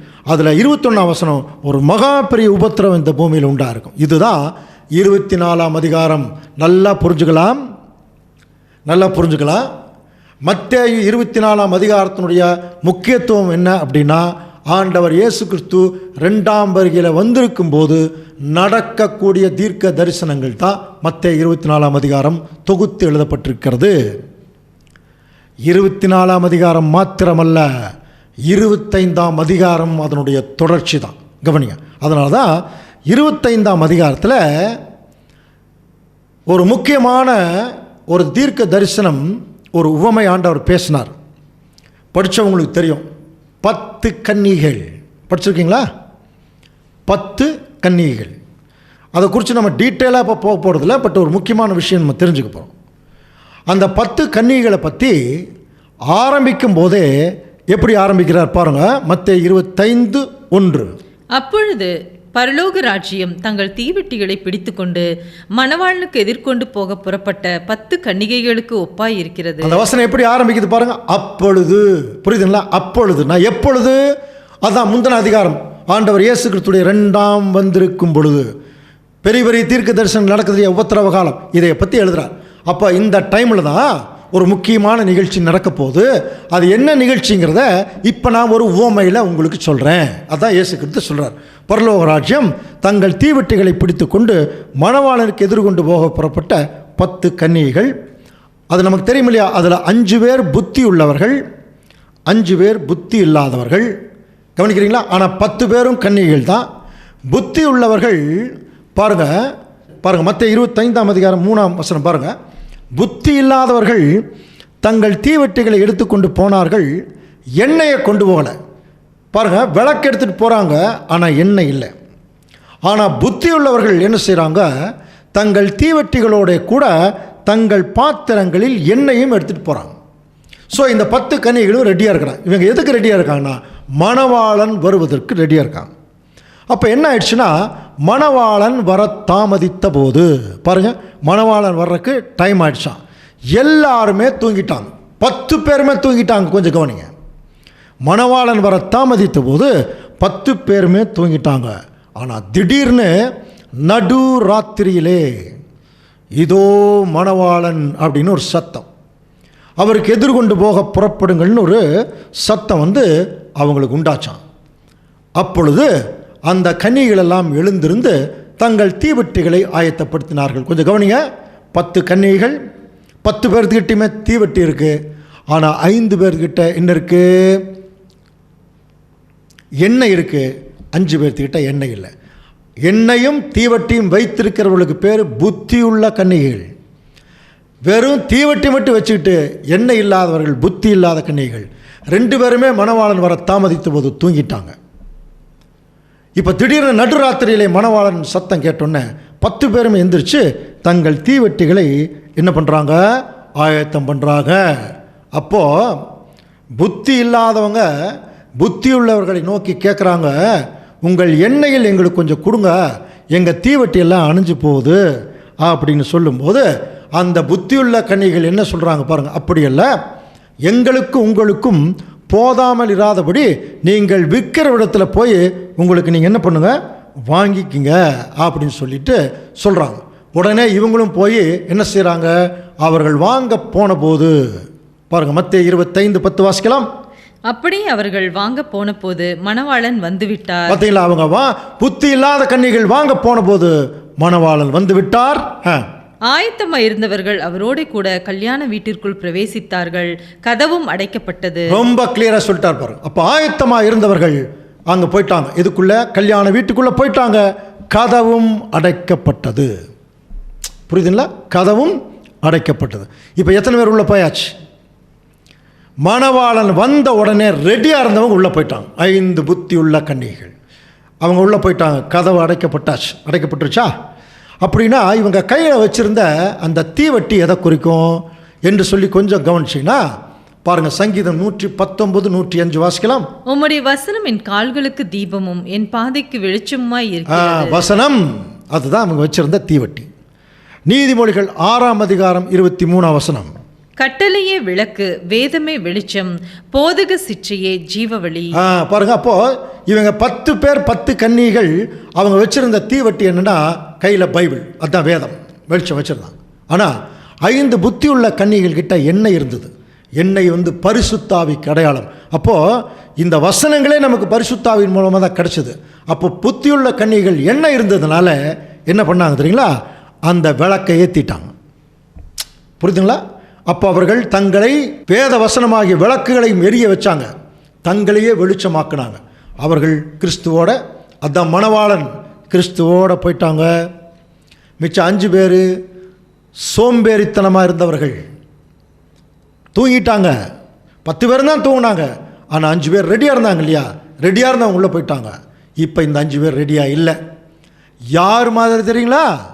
இப்போ உன்னத பாட்டில் படித்தோமே, மணவாளன் என் உத்தமையே என் புறாவேன்னு கூப்பிடும்போது எந்திரிக்கிறதுக்கு தாமதமாக இருந்தாங்க பாருங்கள். சோம்பேறித்தனம், அசட்டத்தனம், அந்த மாதிரி இருக்கிறவங்க தாங்க இந்த 5 புத்தி இல்லாத கன்னிகைகள். 5 புத்தி உள்ள கன்னிகைகள் திருச்சபை, அவங்க மேலே போயிட்டாங்க. 5 புத்தி இல்லாத கன்னிகைகள் இந்த திரள் கூட்டம். புரிஞ்சுங்களா? இவங்க தான் இந்த பூமியில் சத்தியம் தெரியுது, ஆனால் தங்களை கிறிஸ்துவாக மாற்றுவதற்கு லேட் பண்ணுறாங்க, சோம்பேறித்தனப்படுறாங்க, தங்கள் அந்த ஒரு வஸ்திரத்தை கரைப்படுத்துகிறாங்க. சரிங்களா? சின்ன சின்ன பாவங்களை பெரிய பாவங்களை ஆக்கிடுறாங்க, அசட்டத்தனமான்றாங்க, பயமில்லாத நிலைமைக்குள்ளே போயிடுறாங்க. ஸோ இவங்க இப்போ பாருங்கள், என்ன தேடி போனாங்க, போயிட்டு வர்றதுக்குள்ளே கதவு அடைக்கப்பட்டுருச்சு. கவனிக்கிறீங்களா? இப்போ நம்ம என்ன பார்த்தோம்? உன்னத பாட்டில் இந்த அம்மா லேட்டாக திறக்கிறக்குள்ளே மணவாளன் போயிட்டாரு. ஆனால் என்னமோ சொல்லிட்டு போனார், படித்தோம் இல்லையா? என்ன சொல்லிட்டு போனார்னு உன்னத பாட்டில் இல்லை. எங்கே இருக்குது தெரியுங்களா? மத்தேயு 25ஆம் அதிகாரத்தில் இருக்குது. இதுதான் வேத வாக்கியங்களை ஆராய்ந்து பாருங்கள், கர்த்தருடைய புஸ்தகத்திலே தேடி வாசியுங்கள், இவைகளில் ஒன்றும் குறையாது, ஜோடி இல்லாமல் இராதுன்னு சொன்னார். பார்த்தீங்களா? பாருங்கள், இப்போ ஜோடி பார்க்கலாம். இப்போ இந்த புத்தி இல்லாத கன்னிகள் வர்றாங்க. மற்ற கன்னிகளும் ஆண்டவரே ஆண்டவரே எங்களுக்கு திறக்க வேண்டும் என்று சொல்கிறாங்க. அப்போ ஆண்டவர் அவங்கள பார்த்து என்ன சொன்னார் தெரியுங்களா? உன்னத பாட்டில் என்ன சொன்னார்னு இல்லை, இங்கே என்ன சொன்னார்னு இருக்கு. இப்போ வாசிக்கலாம், மத்தேயு 25:12. அதற்கு அவர், உங்களை அறியேன் என்று மெய்யாகவே உங்களுக்கு சொல்லுகிறேன். பார்த்தீங்களா? என்ன சொல்லிட்டாரா? உங்களை யாருன்னு எனக்கு தெரியாதுன்ட்டார். பாருங்கள், ஏன்னா அங்கே புத்தியுள்ள கன்னிகள் என்ன வச்சுருந்தாங்க, தீவட்டி வச்சுருந்தாங்க, ரெடியாக இருந்தாங்க. மணவாளன் வந்து கூப்பிட்டோன்னே விளக்கேற்றிட்டு போயிட்டாங்க, தங்கள் வாழ்க்கையை வெளிச்சமாக காட்டிட்டு போயிட்டாங்க. ஆனால் திரள் கூட்டம் இந்த இந்த இந்த ஒரு புத்தி இல்லாத கன்னிகள் என்ன பண்ணிட்டாங்கன்னா லேட் பண்ணாங்க, தூங்குனாங்க, அசட்டை பண்ணாங்க. புரியுதுங்களா? கவனிக்கிறீங்களா? தேவனுடைய பிள்ளைகள் நம்ம அழைக்கப்பட்டு தெரிந்து கொள்ளப்பட்ட நிலைமையோடு இருந்தால் பரலோக ராஜ்யத்துக்கு பாத்தியமாக முடியாது. ரெடியாக இருக்கணும், எப்பொழுதுமே ரெடியாக இருக்கணுமா? அப்படி ரெடியாக இருக்கிறவங்க தாங்க 1,44,000 பேர். அப்படி ரெடியாக இல்லாமல் சத்தியம் தெரியும், வேலை செய்வோம், சில நேரத்தில் நம்ம கிறிஸ்துவாக மாறுவதற்கு நம்ம தயாராக இருக்க மாட்டோம். இந்த உலகம் நம்மளை வந்து போட்டு நெருக்கிறோம். அப்போ அதையெல்லாம் தாண்டி தான் சகிச்சு தான் கிறிஸ்துவாக மாறணும்.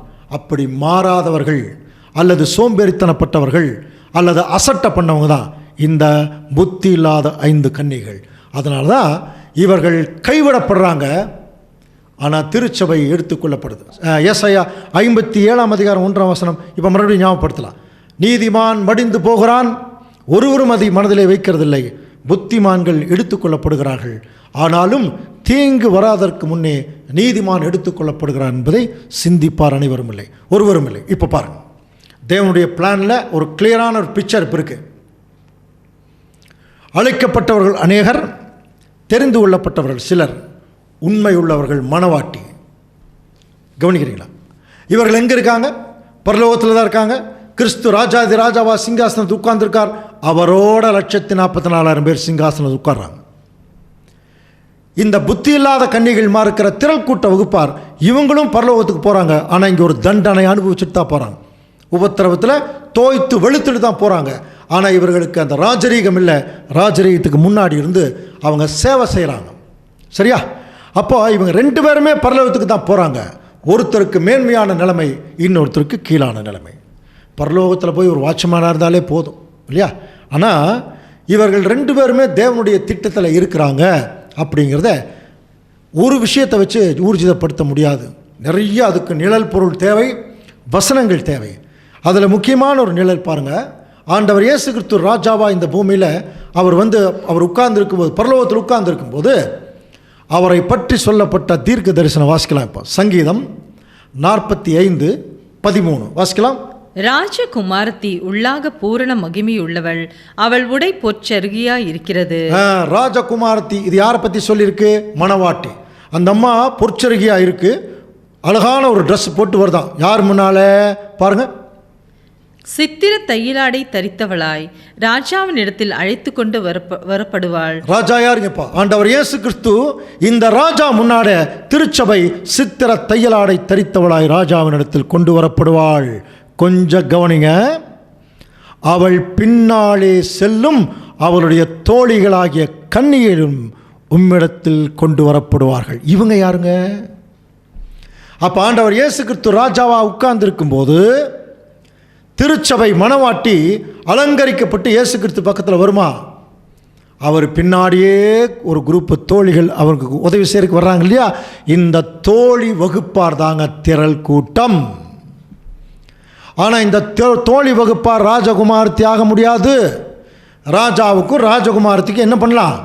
சேவை செய்யலாம். இதையத்தான் நம்ம வெளிப்படுத்தல படிக்கிறோம். இவர்கள் சிங்காசனத்துக்கு முன்பாக இருந்து சேவை செய்கிறாங்க. அப்போது கவனிச்சு பாருங்கள், ஒரு ராஜா அரண்மனைக்குள்ளேயே போய் பார்த்தீங்கன்னா உள்ள தோழிகள் எல்லாம் அங்கே வேலை செய்வான். ஆனால் ராஜாவுடைய பர்சனல் ரூமுக்குள்ளே தோழிகள் போக முடியுமா? போக முடியாது. யார் மட்டும்தான் போக முடியும்? ராணி மட்டும்தான் போக முடியும். இந்த படத்தில் சும்மா நமக்கு புரியறதுக்காக இந்த படம் இது நீங்கள் புரிஞ்சுக்கிட்டால் போதும். இதில் ஒரு அரண்மனை, அதில் பார்த்தீங்கன்னா ராஜாவும் அந்த ராணியை மட்டும் பர்சனல் ரூமில் இருப்பாங்க. அந்த தோழிகள் எங்கே இருப்பாங்கன்னா வெளியே தான் நிற்பாங்க இல்லையா? அந்த மாதிரி தான். அப்போது ஆனால் இவங்க 2 பேரும் எங்கே வர்றாங்க? வாசிக்கலாம் பாருங்கள். சங்கீதம் 45:15. அவர்கள் மகிழ்ச்சியோடும் களிப்போடும் வந்து ராஜா அரண்மனைக்குள் பிரவேசிப்பார். ஏன் அந்த மகிழ்ச்சி திரள் கூட்டத்துக்கு வருதுன்னா, ஒரு உபத்திரவ காலத்துக்குள்ளே போனால் கூட தேவனர்களை மன்னிச்சு எடுத்துக்கிறார் இல்லையா? அப்போ அவர்கள் பாவத்துக்குள்ளே போய் வெளியே ஒரு மிகப்பெரிய தண்டனை அனுபவிக்கிறாங்க. என்ன தண்டனைனா, உங்களை யாருன்னு எனக்கு தெரியாது. மகா உபத்திரவ காலத்தில் இவர்களுடைய நிலைமை இப்படித்தான் இருக்குமா? ஆண்டவர் சொல்லிடுவாரா, நீங்கள் யாருன்னு எனக்கு தெரியாது, என் மனவாட்டியாக நான் உங்களை பார்க்கல, அப்படி உங்களுக்கு தெரியாதுன்றாராம். அப்போ கைவிடப்பட்ட நிலைமைக்குள்ளே போய் தண்டனை அனுபவிச்சுட்டு வரும்பொழுது அவர்களும் ஒரு சந்தோஷத்துக்குள்ளே தான் பிரவேசிப்பார்கள். புரியுதுங்களா? அப்போ தேவன் அழைத்தவர்களையும் தெரிந்து உள்ளவருடையவர் கைவிட போகிறதில்ல. அவர்களும் பரலோகத்துக்குள்ளே தான் போகிறவங்க. அப்படின்னா மற்றவங்கெல்லாம் இந்த பூலோகத்தில் தான் உயிரோடு எந்திரிப்பாங்க. நிறைய பேருக்கு அதுவே புரியல. உம்முடைய ராஜ்யம் வருவதாக பைபிள் படிக்கணும் இல்லையா? 3ஆம் உலகம் இந்த பூமியில் தேவனுடைய ராஜ்யம் கிறிஸ்துவுடைய 1000 வருஷாட்சி ஆரம்பிக்கும் போது ஒட்டுமொத்த உலக ஜனங்களையும் தேவன் இந்த பூமியில் தான் உயிர் தெழுப்ப போகிறார். இந்த பூமியில் தான் அவங்கள் எண்ணத்தை இழந்தார்களோ அதை திரும்பி கொடுக்க போகிறார். அந்த திரும்பி கொடுக்கக்கூடிய மினிஸ்ட்ரி, அந்த கவர்மெண்ட் தான் ஆண்டவர் இயேசு கிறிஸ்து தலைமையில் ஏற்பட போகிறது. ஒன்று பரலோகத்தில் உட்கார்ந்து ஆட்சி பண்ணுவாங்க திருச்சபை. அவங்களுக்கு டிபார்ட்மெண்ட் டைரக்டர்ஸ் மாதிரி யார் இருப்பாங்கன்னா இந்த திரள் கூட்டம் அப்படின்னு இந்த பூமியில் ஒரு வகுப்பார் ராஜாக்களாக இருப்பாங்க. அவங்கள பற்றி பைபிளில் நம்ம அடுத்து வரக்கூடிய கிளாஸ்லாம் நம்ம படிக்க போகிறோம். அது மட்டும் இல்லை, இன்றைக்கி நமக்கு தெரிஞ்சுக்க வேண்டியது அந்த மணவாட்டி திரள் கூட்டம்.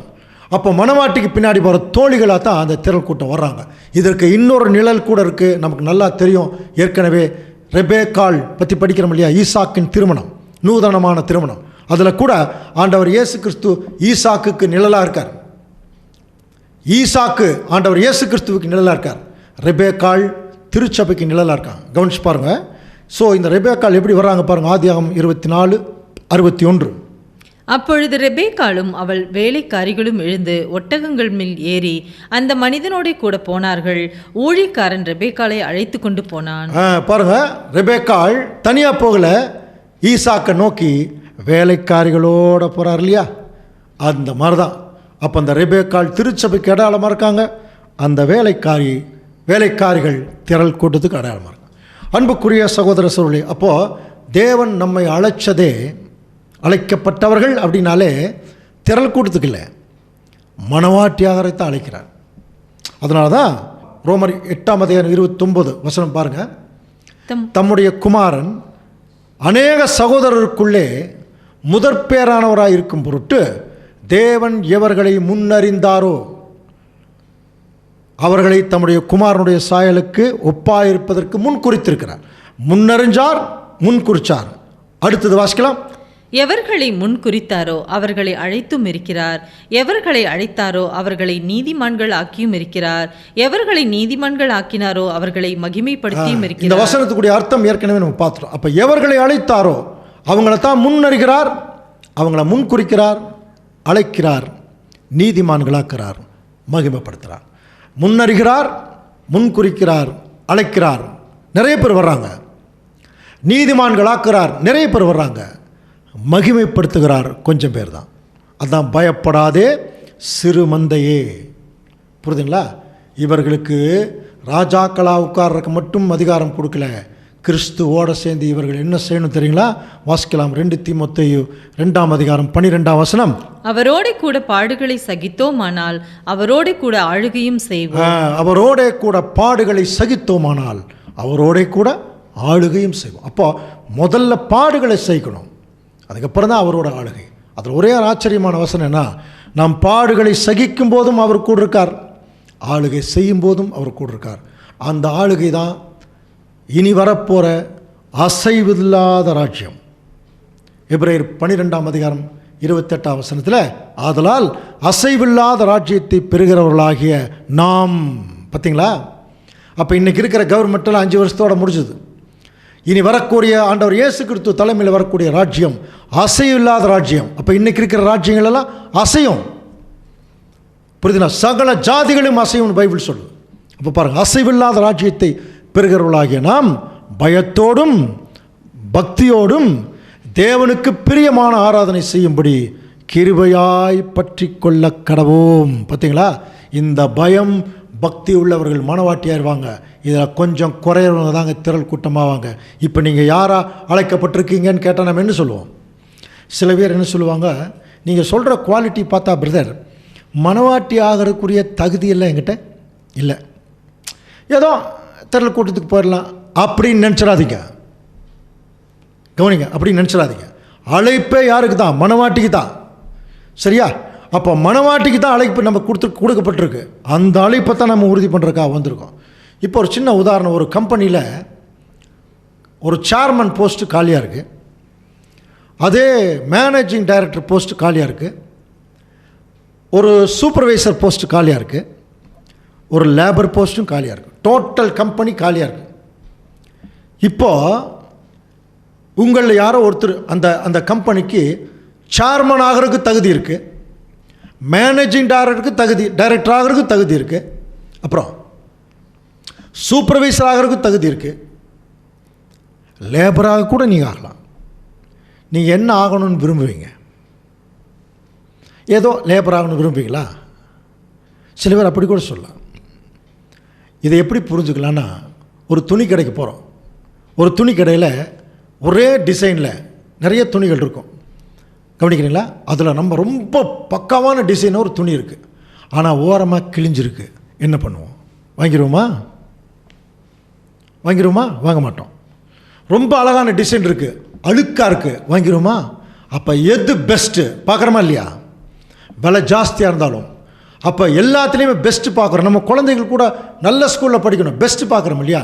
அப்போ அந்த மாதிரி தான் எதில் பெஸ்ட்டு பார்க்கணுன்னா, தேவன் அழைப்பில் அவரை மகிமைப்படுத்துறதுக்கு சரியான ஒரு கேரக்டர் எதுவாக தான் இருக்கணும்னு அவருடைய மனவாட்டி தான். அப்போ அவரை மகிமைப்படுத்துறதுக்கு மனவாட்டி தான் சிறந்த ஒரு கேரக்டர்னா, அதுக்கு நான் போகிறக்கு ரெடியாக இருப்பேன்னு சொல்லணுமே தவிர, எனக்கு இது இல்லைன்னா பரவாயில்லைங்க ஒரு திரள் கூட்டம் கொடுங்கன்னு கேட்கக்கூடாது. அது தேவனுடைய அழைப்பையே அசட்டை பண்ணுற மாதிரி. அன்புக்குரிய சகோதர சகோதரர்களே, நமக்கு குவாலிட்டி கொடுத்துருக்கார். அதனால தான் முதலே சொல்லிட்டார், நீங்கள் அழைக்கப்பட்ட அழைப்பை பாருங்கள். சில பேர் எனக்கு தகுதி இல்லைன்னு சொல்லுவாங்க. தெரியும், நமக்கு தகுதி இல்லைன்னு தெரியும். அதைத்தானே படித்தோம் 1 கொரிந்தியரில். நீங்கள் அழைக்கப்பட்ட அழைப்பை பாருங்கள், மாம்சத்தின்படி வல்லவர் அநேகர் இல்லை, ஞானிகள் அநேகர் இல்லை. பாருங்க, உள்ளவைகளை அவமாக்கும்படி இல்லாதவைகளை தெரிந்து கொண்டார், பலவீனமானவைகள். அப்போ நம்மெல்லாம் பலவீனர்கள் தெரிஞ்சு தாங்க கூப்பிட்ருக்காரு. அப்போ எந்த அளவுக்கு நம்மளை நம்பி இந்த அழைப்புக்குள்ளே கூப்பிட்ருக்காருங்கிற போது, நான் தூங்கிட்டேன் அப்படின்னு இந்த அம்மா சொன்ன மாதிரி அசட்டை பண்ணோம்னா இந்த அழைப்பை விட்டே நம்ம வெளியே போயிடுவோம். அன்புக்குரிய சகோதர சூழலே, ஏன்னா இது ஒரு மகா பெரிய அழைப்பு. இந்த உலகத்திலேயே மிகப்பெரிய பதவின்னு சொன்னால் எதை சொல்லலாம்னா, அமெரிக்கா ஜனாதிபதி பதவி தான். இன்றைக்கி பைடன் இருக்கார் 4 வருஷம், அவ்வளோதான், 4 வருஷம் முடிஞ்சுது. புரியுதுங்களா? அதுக்கப்புறம் அவர் எங்கே இருப்பார்னு சொல்ல முடியாது. ஆனால் ஆண்டவர் இயேசு கிறிஸ்துவோட அரசாட்சி பண்ணுற அந்த அரசாட்சி இருக்குது பாருங்கள், 1000 வருஷ அரசாட்சி அதுக்கப்புறமும் இருக்குது. அது அசைவு இல்லாத ராஜ்யம். அதற்குரிய ராஜாக்களாக ஆவதற்கு தான் தேவன் நம்மளை கூப்பிட்டுருக்கும் போது அந்த அழைப்பையும் தெரிந்து கொள்ளுதலையும் நம்ம அசட்டை பண்ணிடக்கூடாது. பேதுரு அதனால தான் இது எப்படி முடிக்கிறார் பாருங்க. 2 பேதுரு 1:10. ஆகையால் சகோதரரே, உங்கள் அழைப்பையும் தெரிந்து கொள்ளுதலையும் உறுதியாக்கும்படி ஜாக்கிரதையா இருங்கள். இவைகளை செய்தால் உங்கள் அழைப்பையும் தெரிந்து கொள்ளுதலையும் உறுதியாயிருக்கும்படி நீங்கள் ஜாக்கிரதையாக இருங்கள். அன்புக்குரிய சகோதர சூழலே, இந்த சத்தியம் இதோட நிற்க போகிறதில்ல. இந்த 1,44,000 பேர் தான் தேவன் மனவாட்டியாக கூப்பிட்டுருக்கார், இவங்களுக்கு பின்னாடி திரள் கூட்டம் இருக்கிறாங்க என்கிற சத்தியம் இதோட நிற்க போகிறதில்ல. இனி வரக்கூடிய நிறைய பாடங்களை இது தொடர்ந்து வந்து கொண்டே இருக்கும். அதற்கு ஆதாரமாக அடுத்த வாரம் நம்ம பார்க்க போகிற பாடமும் இந்த 1,44,000 பேர் தான் தேவனால் தேர்ந்தெடுக்கப்பட்ட அந்த மனவாட்டிங்களுக்கு ஊர்ஜிதமான ஒரு பக்கா தீர்க்க தரிசனம் ஒன்று பார்க்க போகிறோம். அதை அடுத்த வாரம் பார்க்கலாம். அது வரைக்கும் தேவன் தாமே நம்மை ஆசீர்வதித்து வழி நடத்துவாராக. ஆமென்.